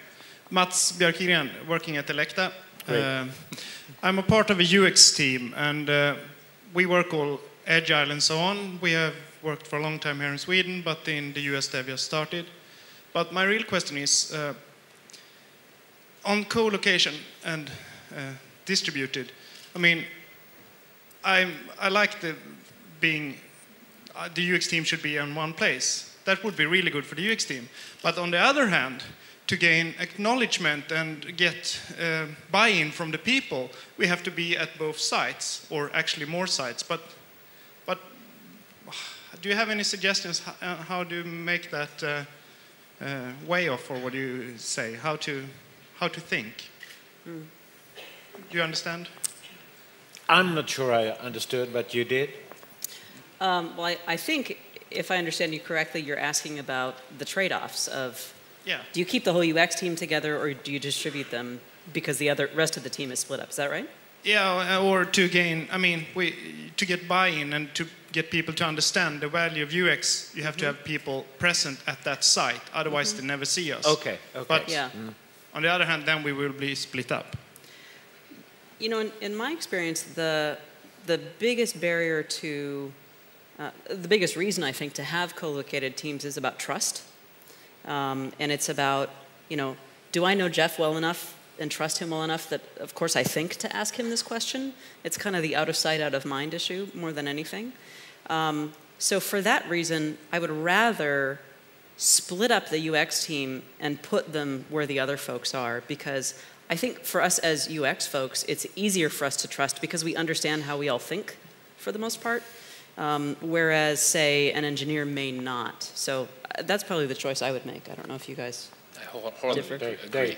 I was going to, I don't necessarily disagree with that, but there are other types of contexts, and so depends on where the maturity level of your UX team is the other issue. And if you're building a UX team, it's important for them to stay co-located so that they're managed well, and the competency is built with strong foundation. And I think in the beginning, it's safer to do that and bridge the distance relationships that way. That would be a different approach. Because I think once you start sending out your designers, they're sort of isolated and alone, and designers really need each other. At least I've seen where my designers are alone, they're not as functional. As I would agree. It's the first few years, yeah. right? The first few years of a designer's career, they really do need the close mentoring and each other. Yeah. I think my remark was assuming you had a fully functional designer. Mm-hmm. In that case, I would split them up. So totally agree. Jeff, you had something to add here. No, I think that it's my experience complements some of that in saying that, you know, when you put an inexperienced designer on a cross-functional team, the tendency has been they more often than not they've been steamrolled by their colleagues when their opinions differ. So yes, I would agree that after there's a certain level of maturity that needs to happen when you send them out of the nest. Yeah. Well, and the same is true of engineers too. Agreed. Right? Fine, I mean, I think thanks. if you have a We have junior time engineer, for one more. Yes, my name is Anna Sortling, and I'm working at Scania. And I'm curious, we're talking about this arguing about, you know, why should UX be important? And I think it's fairly easy to come up with the arguments when it's an external product, an external system. But I am basically only working with internal systems. And of course, the easy argument is the efficiency. You know, we get the internal production to be more efficient. But I'm curious, could you offer any more arguments for the internal systems that you have used and that are successful? I can come up with a lot. Let's have a drink later. No. Yeah, why not? So I have an example. Hope my team's not watching back home. So the example is our billing department is not very responsive to the user experience team, and then they go off and they create rules in the system that then impact the support team, which then impact the customer. And the example in this case is they want to save money on the time spent on accounting. So if any European customer wants to start up in one of our systems, they have to be a business, not a person, because we want to avoid VAT processing as an American company. Right? So their accounting reasons are all good, except we speak to developers directly as a business, and it just shut off a whole chain of entry point acquisition for us. So that decision on the back end that is making all their lives easier is going to bubble up and impact. And the question I ask every team that I'm working with is they may have this great reason for something, and then I say, and then what happens? Right? And it keeps going, and it almost always bubbles up to the top in some way, shape, or form. It's like I said before, the baggage handler is just as important as the service agent at the gate. You know, they're all involved, no matter how back-end you think they are. It's one system. Thank you, Dave. Let me then use one of my naive ones. Have you ever put together, worked in a so-called dream team in these cases? Kim has. Close. I mean, Close. Tell us about it. Go ahead, Jeff. I mean, look, I strongly believe in the people who work in our organization, and I believe that when we staff a project, we staff dream teams. If you know anything about me, you know I'm not a fan of titles like guru and rock star and that kind of thing, because we strive for collaboration. But the folks that we hire, a dream team. So what is a dream team? I think really is where this comes down to. I think a dream team is a highly collaborative, trusting team that is with very high skills. Of course. that is mature in their process, and those are the people that we hire, and those are the teams that we put together on the projects that we work on. And I would argue that any one of the teams that we staff are dream teams based on who we hire for. So we hire for qualities and skill sets that make that possible for everyone that we work with. What about you, Kim? I would say hire for qualities is really important. Skills I can train. Values, not so much. Yeah. I would say a dream team is a group of people that I can trust, who are at least good enough at what they do, ideally better. And I think you're in a dream team when you feel like they make you better, because they ask you challenging questions and they push you, and yet you trust that that's for good reasons. I think that's the dream team, is when you set up that value. Dave? I was just thinking back on the teams that I've worked on, and one of those teams I would call a dream team at this point, and that was the team when I was at Motorola, and from VP all the way down to the designer, it was quality, shared values, real sense of collaboration and trust were all there, and just and one of those core values that I think was really important for that team that I always take with me is the future can always be better. And we brought that in, and there was no cynicism. There was no cynicism allowed, I think. And that's what really made it a dream to work there, is the optimism. So the final embarrassing question. I think I read this interview somewhere with Johan Berntsson, where you tell what is your dream project. Do you have one in the future, a dream project to run? I think for me, a dream project is really moving into a domain. For me, it's about domain more than anything else. It's moving into work in domains that really have an impact on social good and like what? Education, for example. That's for me. I've really been trying to do more work in that space, because I think education is ripe for disruption. There's a ton of opportunity, and the impact, the social impact of improving the education process is huge for society as a whole. So for me, that's a dream project, is it to be in a domain that I'm really passionate about. Kim, are you now going to answer that I'm already in it? My serious answer is things that make a difference in the world, like Jeff, and that's what drew me to patients like me. My only half-serious answer is, why is email still so horrible? I mean, really. You know, why don't we have a like button in email? That would clear out 20% of my inbox right there. You have the same problem. Yes. That's the... Dave. I'm going to go a little different angle on this. Randy Posh, who did the last lecture at Carnegie Mellon University a few years ago, talked about, like, what did you want to be when you grow up, when you were 8 years old? Yep. And ever since I saw that video and been processing it, I always go back to that. What did I want to be when I grow up? And it always had to do with the ocean and marine life. And I think my dream job is to do design within an oceanographic research setting, to improve that, improve going deep, improve communications in that process, and being close to incredible ocean wildlife at the same time. I scuba dive and love that, but to design a submarine would be an incredible thing, And excellent.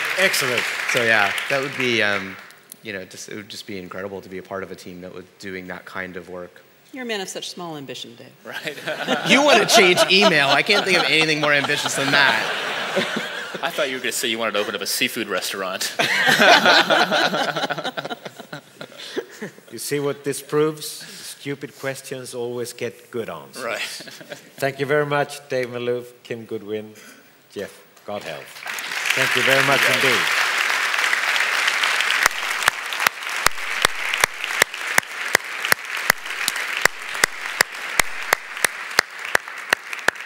Just going to move a couple of things on stage and do one thing that is not originally included in the program before we listen to the next and last speaker.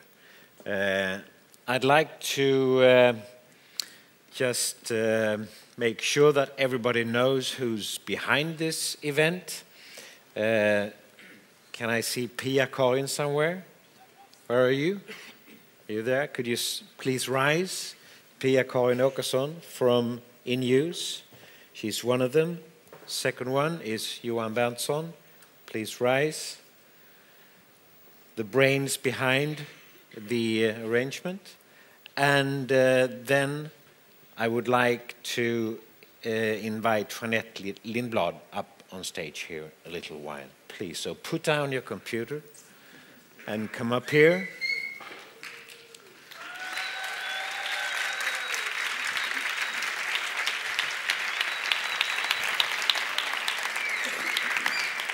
This is not prepared. She's in shock now. Yes. You have a long speech prepared? No, you haven't. No. I just want to say one thing. Jeanette has run this project until now in a very, very brilliant way. And I wanted to underline, since I've been moderating conferences for several years, several hundred conferences really, I tell you now and here that I have never received better support in advance than you have served me with. Thank you very much indeed. Thank you very much. So it's a little gift to Jeanette.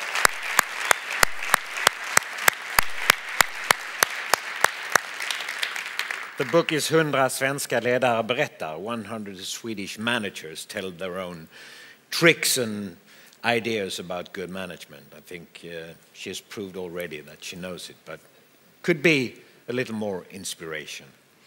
Time for a final speaker.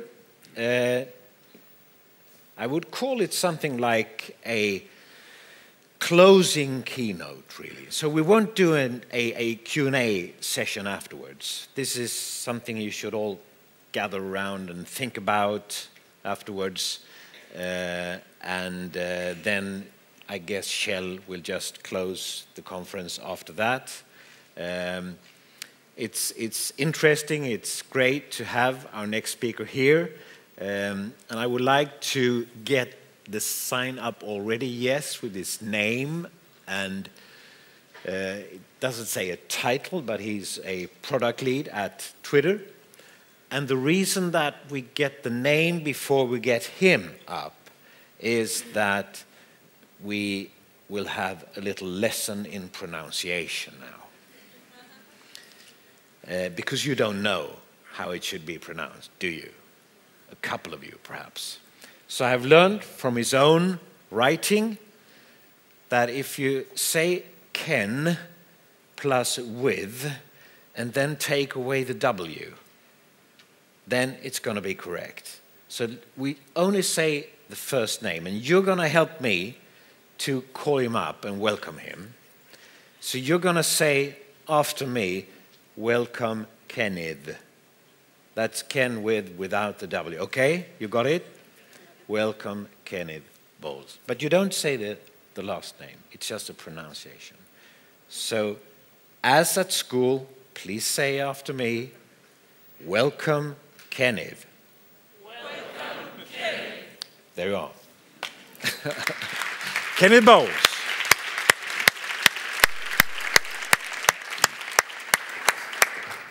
Did we get it right? Spot on, thank you. Good. Welcome, Thanks, Kenneth.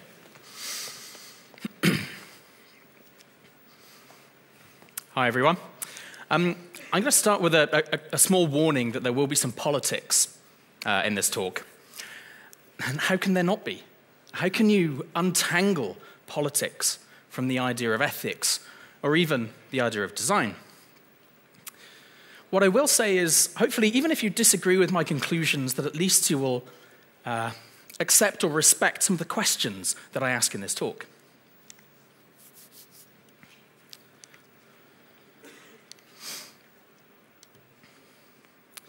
So the main case I'm going to make here is that it's time for our industry to really start taking ethics seriously. But ethics is quite a difficult topic to bring up. Really, I see there are two reasons for that. One is the history. When we think of ethics, we think of Aristotle, Kant, Popper, Rousseau. But ethics really isn't dusty history. It would be a terrible talk, I think, if I were to step through each of these philosophical luminaries and talk about their theories. I don't really want to do that, because ethics is really about the fundamental choices that we make day by day. It's vital, it's current. It's really nothing less than a pledge to take the decisions we make, the moral choices in our lives, to take those seriously. The second thing that makes talking about ethics difficult is there's no immediate gratification. There aren't any clear answers. Ethics is quite invisible. It's quite an abstract concept. So another thing that really I don't want to do is to give you definitive guidance. I don't want to put up examples and say, this is ethically correct. It doesn't really work that way. Instead, what I'm going to do is dive into a couple of areas in our practice that I think, yeah, they probably deserve deeper ethical consideration. Instead of answers, I'm going to pose questions. And hopefully these are questions that yourselves can ponder, and maybe they will ultimately change your behaviors.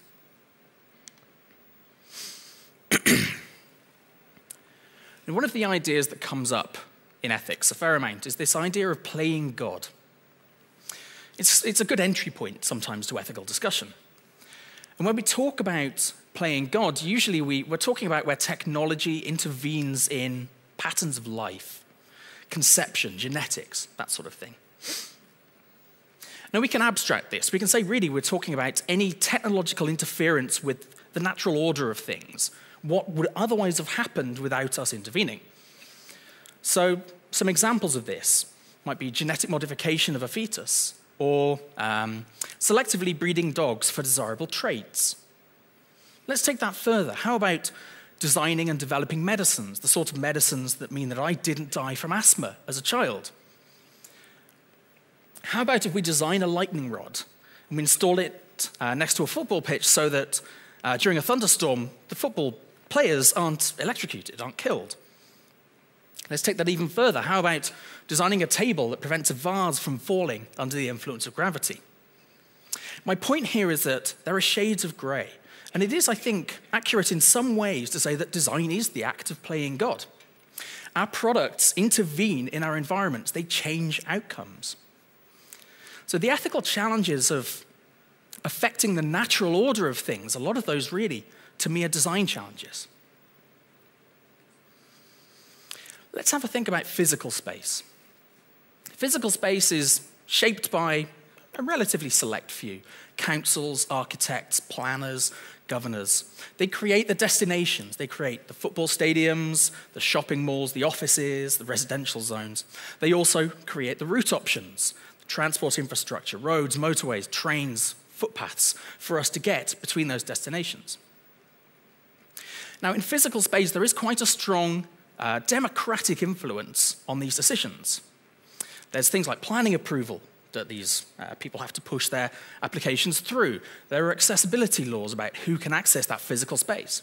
So generally, users, although they may not be directly involved in those decisions, they still have a strong say in them. There may be consultations about how to use this public space, or they may have other indirect capabilities, for instance, protest or the ballot box. When we consider digital space, we can see quite a few similarities. Again, there are destinations, there are sites, there are social networks, there are apps. And again, there are routing options. There are browsers, app stores that allow us to go between these destinations. And I contend that the way we inhabit digital spaces is actually quite similar to the way we inhabit physical space. In fact, there's a case for saying we spend more time in some of these spaces. I'd be very surprised if you all don't spend longer in your favorite social networking destination than you do, for instance, at your favorite shopping mall.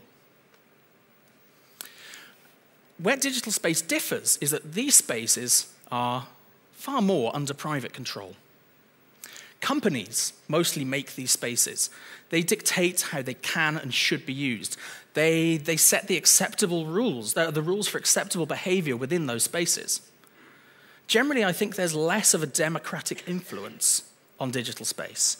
Users have less of a say in setting the rules of some of those spaces. That's not to say they don't have influence, of course. One of the things about capitalism is if you're not happy with the service you're being delivered, then you are free, of course, to go to a competitor. But some digital spaces are becoming so pervasive that they're almost utilities. It's actually quite a big ask to say to a user, well, abandon these digital spaces where all of your friends are or that are almost habitual to you. So what this means for me is that it falls to people like you and me to create spaces, digital spaces that have a positive impact on the world. Because the users don't always get as strong a say as they would in physical space, we have to take their needs into account. We have to decide what a positive impact actually means. And I think ethics can really help us to untangle that problem. One of the very exciting and potentially scary things about digital is it offers the opportunity to get extraordinary scale at very low cost. The impact of digital design can be large. The design decisions that we take might influence or impact thousands of users, even millions of users, even in some cases billions of users. I think designers enjoy working at that kind of scale. I think we all recognize that we want to have impact in our work, and I'll also confess it's not bad for our egos to have that kind of scale as well. But these numbers, these millions and billions, these are just unfathomable to most of us. Now, we're not equipped to understand the magnitude of what 1 billion people looks like, or even 1 million people. We're really equipped to handle face-to-face interaction, one-to-one, parents, lovers, friends, that sort of thing. When we start thinking about groups, I think we really can't get our heads around it. Societies, populations, very difficult things. So it's easy when we talk about scale to let people turn into statistics. Let's say Facebook wants to run an experiment. I'm sure they run plenty. Let's say they choose 1% of their user base. Well, that's 10 million people. It's actually a bit more than that. That's more than the population of London. Designers, therefore, I think, have a duty when we're working with these large numbers that we have to still find a way to honor the individual stories within these populations. The user who loses access to precious photos because of a change in your policy. We need to find ways to have aggregate data supplemented with small-scale qualitative feedback. And then we need to discuss the priority that we afford those data points. Let's say we make a change and 90% of our user base likes it. 10% really hates it. Well, is that a net positive or a net negative intervention? Now, I say designers like scale. I think really all people who are technologically interested do. One of the things that we like to think of with the internet is that it's creating a global citizenry, a cosmopolitanism. One of the core concepts in cosmopolitanism is that we are collectively responsible for each other's well-being. It's an idea I really like. It's a powerful one. But to do that, we have to recognize that not everyone is the same. Because with scale comes diversity in our user bases. Again, in the physical world, we think of accessibility as creating cities and facilities that all can enjoy, including those who are less physically able. In digital space, we face similar questions about who can access and enjoy the digital spaces we make. Accessibility, I think, is sometimes seen as either a bit of a nuisance or a solved problem. As an engineering technique, you code it the right way and, there we go, it's taken care of. I really don't see it that way. I see accessibility as a design and an ethical challenge. It's still very current to us. Really, accessibility for me is a value judgment. We're really making a value judgment of who is worth our effort. In fact, we're making a judgment on who we regard as human. So I think it's time we reframe accessibility as a key issue of social justice. I mean, to be blunt, I think if you knowingly create a product that isn't accessible, then you are directly contributing to the social repression of disabled people. Now, of course, there are laws, and obviously, yes, businesses will do what they can to adhere to those, but I think we need to be thinking more broadly about this. I think one role of ethics is therefore for us to help convince business that this sort of thing, accessibility issues and so on, they're not just about return on investment or avoiding class action lawsuits. They're also about doing what is right, acting with compassion and inclusivity and love. There are also access issues around that go beyond physical ability, also technical capabilities. If we make lazy assumptions about the technical capabilities of our users, then we also exclude. If we design something and test it only on a blazing fast 4G network and on the top-end handsets, then we isolate, we exclude essentially the people who aren't like us, mostly people who aren't Western and who aren't rich. Are we comfortable with that as a community? Are we happy to say that these people don't deserve our best efforts because they're less likely to be highly profitable to us? If we're not happy with that, well, how do we change our expectations?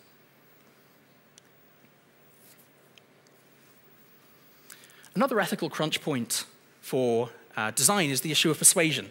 It's a very important tool for us. It helps us achieve our goals. And there are a couple of types of persuasion that we participate in. One is that we try and persuade our stakeholders, our colleagues. We try to convince them that the approaches that we're setting forth are going to be beneficial. They're going to be the right way to tackle that problem. So how do we present our work? How do we offer that advice? I think the UX industry has historically taken quite a scientific stance when talking about its merits. And I think that's partially valid in some aspects. There are some techniques within the user-centered design toolkit, if you like, that will offer reduced risk, higher confidence in the designs you're about to put out there. User testing would be one. But is UX really as scientific as we claim? And the more I think about this issue, the less I see that UX meets the criteria of the scientific method. It's hard to quantify. It's certainly not replicable. So something that, an approach that works in situation A is definitely not going to automatically translate to situation B. So that means that it's very contextual. That means there is really not much by way of objective truth in design. And I think as an industry, we step into dangerous territory here. Perhaps without realizing it, we overstate the rigor that we offer. Particularly, we're fond of leaning on explanations that fall into neuroscience. I have a sort of general principle that any design rationale that contains the words "your brain" is usually bullshit. Likewise, any blog posts that talk about why you should adopt a certain approach because of your brain. We don't know that much about the brain. I think we lean on it as a method to lend ourselves that extra credibility, but is it actually justified? Sometimes we also offer justification that simply has weak evidence. One example, a fairly trivial example of this, is the golden ratio. You're all familiar with the concept that this ratio, this proportion, is harmonious to the human brain. Well, there's little to no evidence that the golden ratio is special, has any kind of aesthetic appeal, but yet I still see it crop up as a justification for the solutions we proffer.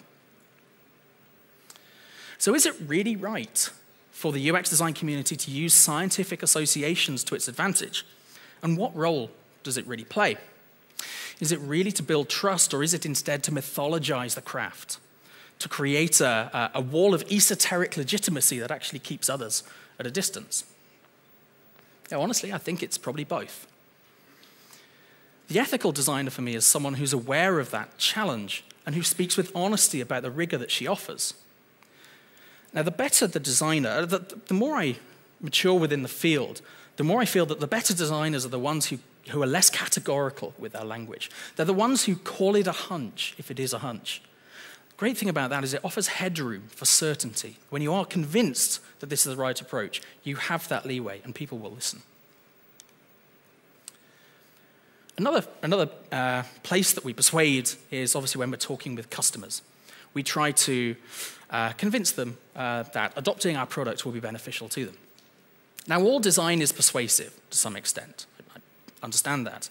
Of late, we've seen perhaps more of a focus on discursive technology, technology that asks users questions about their lives, that may have some very positive applications around health and finance, questioning your behavior, and then hopefully adopting that for mutual gain. But we have to be careful with persuasion. We need to respect and understand that because it's such a successful method, it is prone to murkier applications.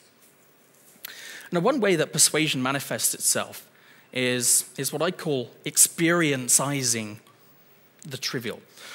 Advertisers love this. Now, if you ever watch TV, you'll never see a film advertised. Instead, you'll see the movie event of the year. UX people do this too. And we have these concepts, these slogans that come up that, well, users don't buy products, they buy experiences. Well, they don't buy products, they actually buy better versions of themselves. Yeah, that's understandable, it's sometimes true. And it lends, not accidentally, it lends a bit more credibility to the UX design argument. But sometimes people just buy a spade, not the experience of digging. I think there's a risk here that we're adding to cognitive inflation, we're adding to clutter in the marketplace and in the minds of the world. We're positioning functional items as real lifestyle enrichers. It's kind of a pretty ugly trick. And we deplore it when advertisers use it, or we laugh at it. But yet, as a community, we're happy to speak in those terms. Now, to be ethical, persuasion obviously really should be in the user's interests as well as our own. But there are some really thorny questions in that. Who are we to determine what's in the user's interests? Isn't that their decision? And then since we're for hire, does that mean that our neutrality is compromised? Does it mean that we're ethical relativists, that we really push an agenda or we try and persuade people to behave in a way that benefits whoever's paying our rent that month? What checks and balances do we have in place when we're talking about persuasion? Because at worst, persuasion is simply exploiting human weakness to sell more stuff. Now I understand, I work in the private sector, as I'm sure most of you do. Of course we have to earn money for our employers, that's why we're hired. I don't think you can really question the ethics of that without going all the way back to saying, well, is capitalism an ethical system? But there are challenges in how we go about earning money for our companies. One of the notable features of capitalism, for better or for worse, is it tends to focus on short-term rewards, big red lines pointing up to the right. Stock prices, growth, things like that. Are these really the right measures for the things we're trying to make? Let's take the example of GDP, gross domestic product. I'm sure you're aware of it. Economists, governments, they love that. They spend a lot of effort trying to maximize GDP. Now, it's a good measure of economic activity, but that doesn't necessarily correlate with good. An example, a car crash increases GDP. The insurance has to pay out, someone has to fix your car, they might have to fix the road or replant the tree you knocked down or whatever it is. A car crash increases GDP, but teaching a child to recycle has no effect. Businesses, in essence, have what's known as the logical positivist mindset. They think that the only meaningful statements are the ones that can be observed to be true. But the outcomes that we offer as designers are often intangible. Loyalty, love, enjoyment. These things kind of resist measurement. It's quite hard to weigh love. So designers have to reconcile that dissonance. A couple of ways we can do that. One, we can say, look for ways to take these intangibles and translate them to these more tangible metrics. Dollar values, return on investment. It can work. Sometimes I've certainly seen it happen in less than ethical ways. We're sort of shoehorning these things in, trying to make a fairly spurious case for them. It always leaves me feeling a little uncomfortable. The approach I prefer is to try and get the whole business's value system reorientated to recognize the value of these intangibles. They may not appear on the balance sheet, but they're still a real advantage. As I say, that's my preferred approach, but I can tell you from experience, it's extremely difficult. Another option is we get tired because it's hard, and we give up. And this is what leads us to things like dark patterns, designs that are deliberately intended to get users to behave in ways that are advantageous to us but disadvantageous to them. Now, dark patterns are clearly unethical in theory. But again, think about it a bit more, and like a lot of these discussions, I think it's not quite so black and white. A lot of it depends, of course, on our definitions of what's disadvantageous for the end user. Let's take the example of, I buy a stereo, I'm on an e-commerce site, I add a stereo to my cart, and they automatically add an extended warranty for 10% extra of the price. Now, I think I'm fairly comfortable in saying, oh, that just feels wrong to me. That doesn't feel like an ethical decision. But I can guarantee that somewhere in the organization there's someone trying to defend it as advantageous to the user. But what if it breaks? Then they'll be really glad that was added. Now, later on, I'm going to talk about a few principles that we can use to assess the ethical integrity of an argument. I'll talk about one that doesn't work here, which is what's known as the dirty hands argument. This, in essence, says, well, everyone does it, or if we don't, someone else will. It doesn't work because just because something is widespread, it doesn't mean that it's right. Racism, speeding, these things are still practiced by millions, but I think we can safely say they're probably not ethically right. Now, there are some clear negative implications of dark patterns. They're going to have business measurable effects. You'll have brand toxicity will start to mount. You may have lawsuits, that kind of stuff.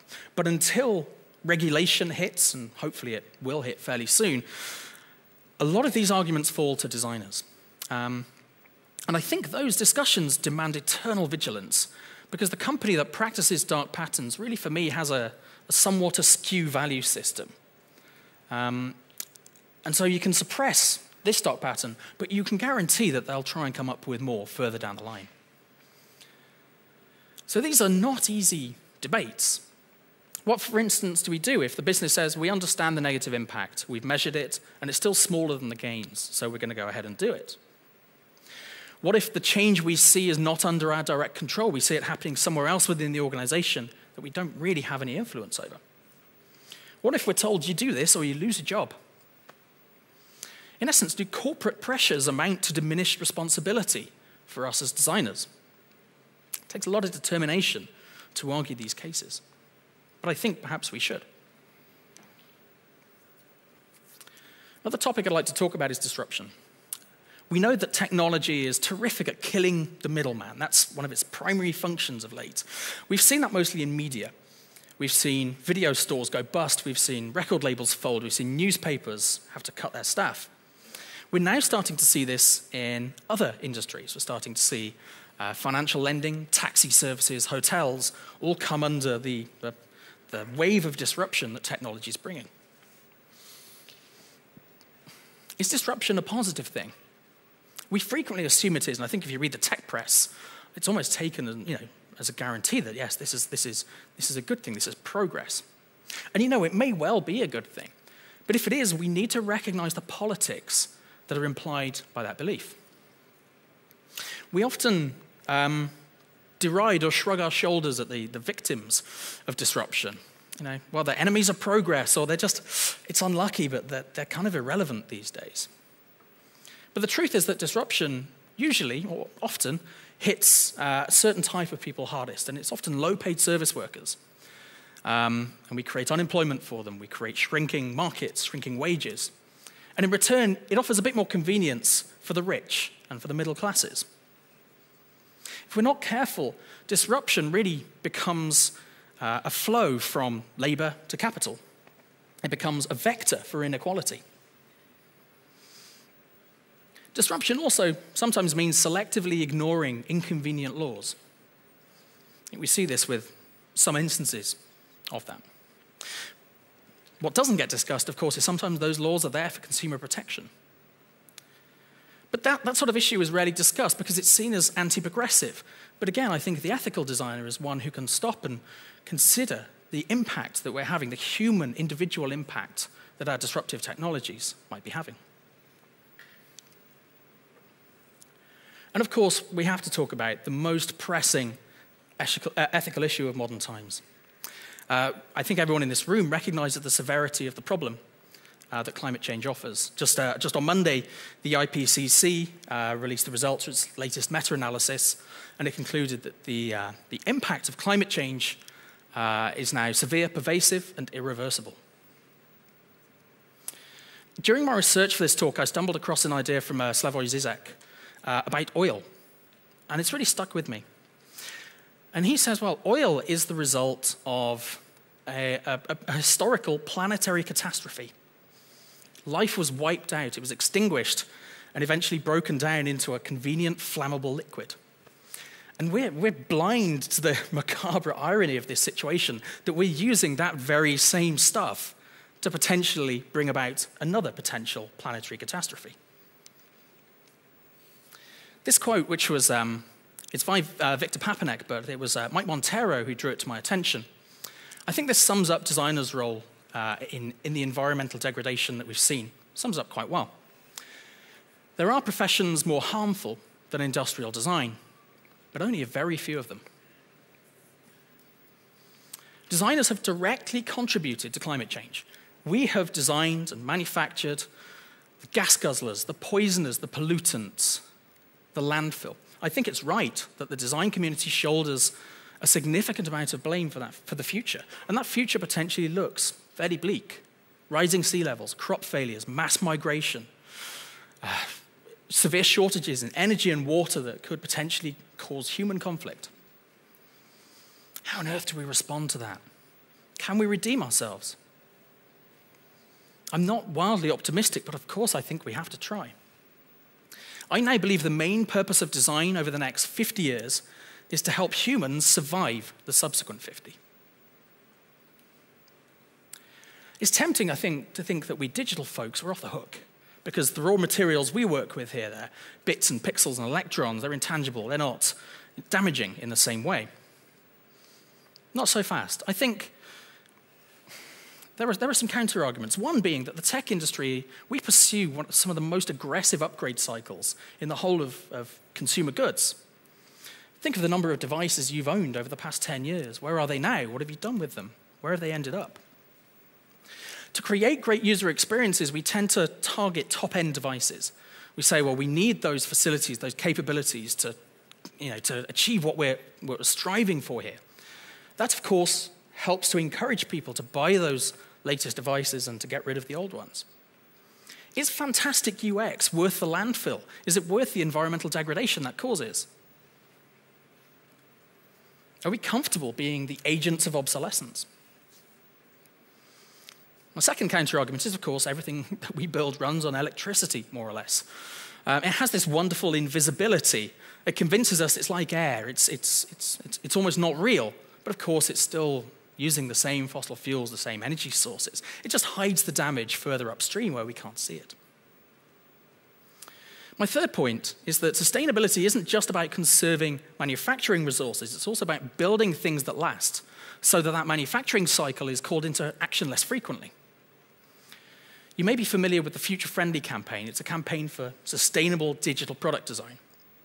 In essence, it says that if you design for a diverse set of devices. And then not only does that mean that older devices can stay in use, we don't feel the need to upgrade quite so frequently, but it also says we anticipate what's coming next, so that our products, our apps, our sites will continue to work. That means less rework for our clients. It means more cost savings for business. And that's potentially a very powerful way to demonstrate the business values of sustainability. So hopefully I've convinced you there are some areas of our work that really deserve some more ethical consideration. So how do we train ourselves to think in that way? Now, as I said before, I can't provide easy answers, but I can provide a few principles that I think we can turn to. Just like design principles, these are really useful as a guiding star that we can turn to and can help us steer in uncertain waters. The first principle is, of course, just to think, to simply think. The person who's certain of his conduct at all times is probably the most dangerous person. Meanwhile, the responsible person is the one who thinks that she's never been responsible enough. Now, examining our actions takes courage, it leads us to difficult places. I think that's good. I think that means we're getting to the heart of ethical challenge. So really, this is about understanding the moments of ethical importance within our work and pausing, giving them the respect and the time that they deserve. Am I sure that this is the right course of action? What might be the implications for other people? How might it benefit them? Who might it harm? How can I mitigate the damage that I might cause? And it's so easy to skip this step, particularly if we're in a position of advantage, which many of us are. But the choice to not rationalize, to not think about the decisions we make, that is itself a moral choice. Mike Montero again, another quote of his. Unethical design happens not due to malicious intent, but with no intent at all. Every now and then, discussion around ethics tend to sort of come to the idea of codifying conduct, codes of ethics, a Hippocratic oath for design, and so on. I've never found these discussions terribly convincing.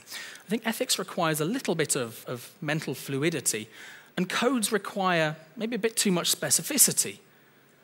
I think they easily become slogans, and I'm not convinced that slogans are helpful. They're quite slippery things. They're seductive. They look right. They look profound on first principles. But it's only when you analyze them that you recognize that they sometimes lack the nuance and the context that actually lies at the heart of ethical debate. One example of this is the slogan, which you may have heard, which is that if you're not paying for the product, then you are the product being sold.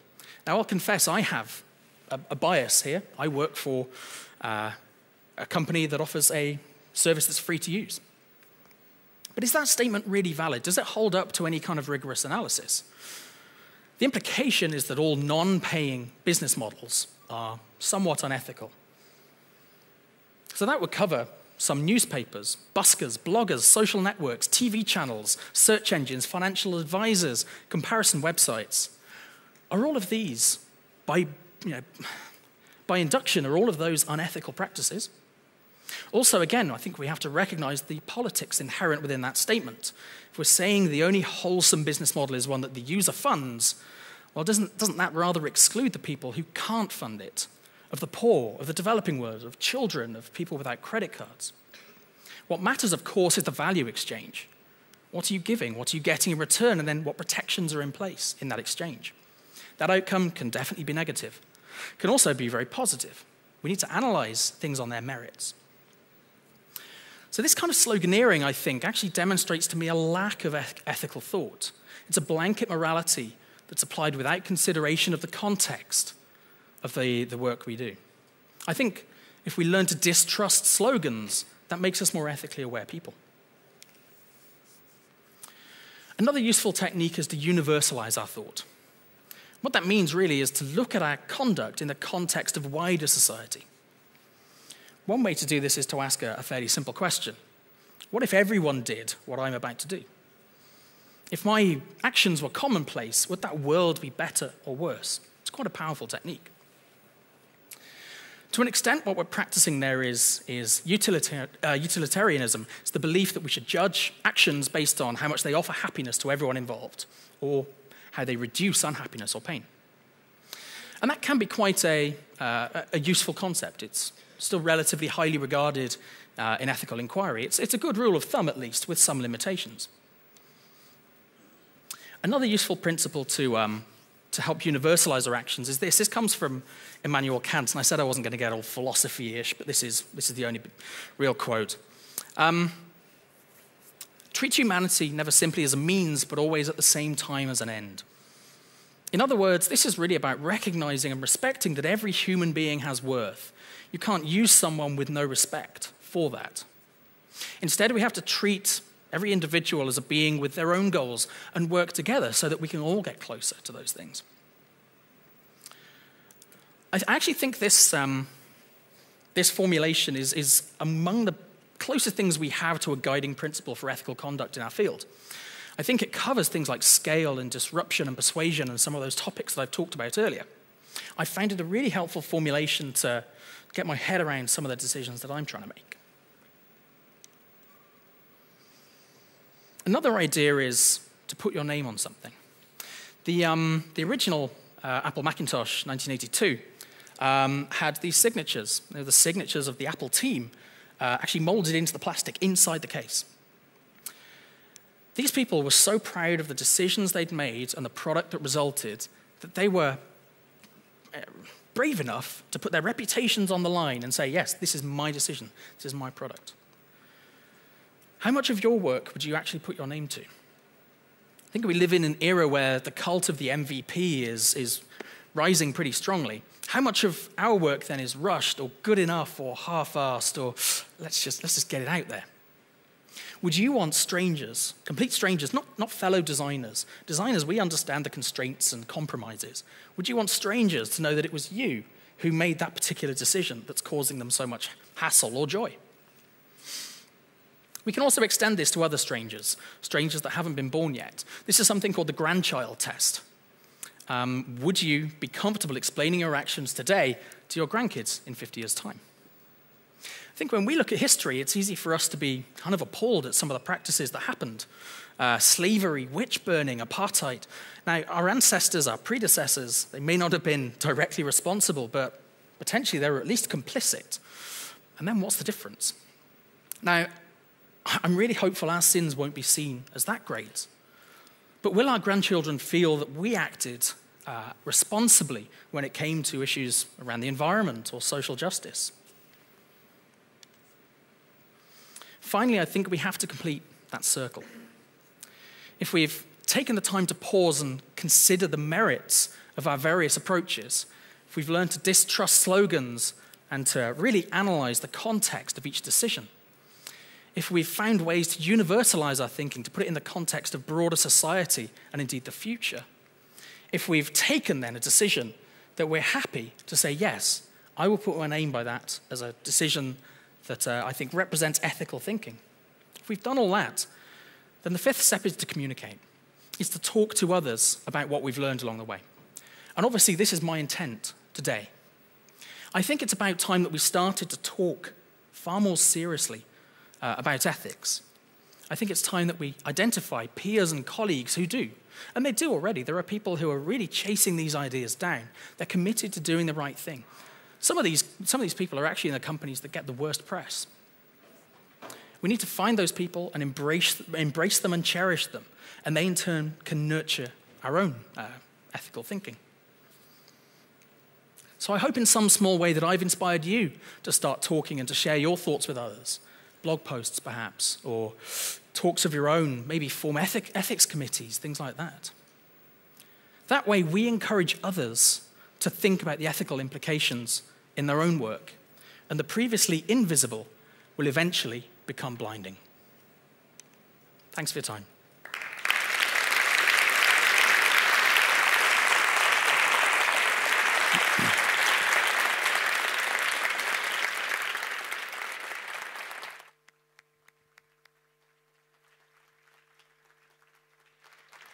Kenneth Bowles, thank you very much indeed.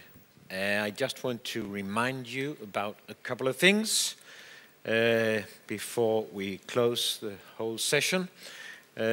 Firstly, we didn't get things right about the jury, the UX award.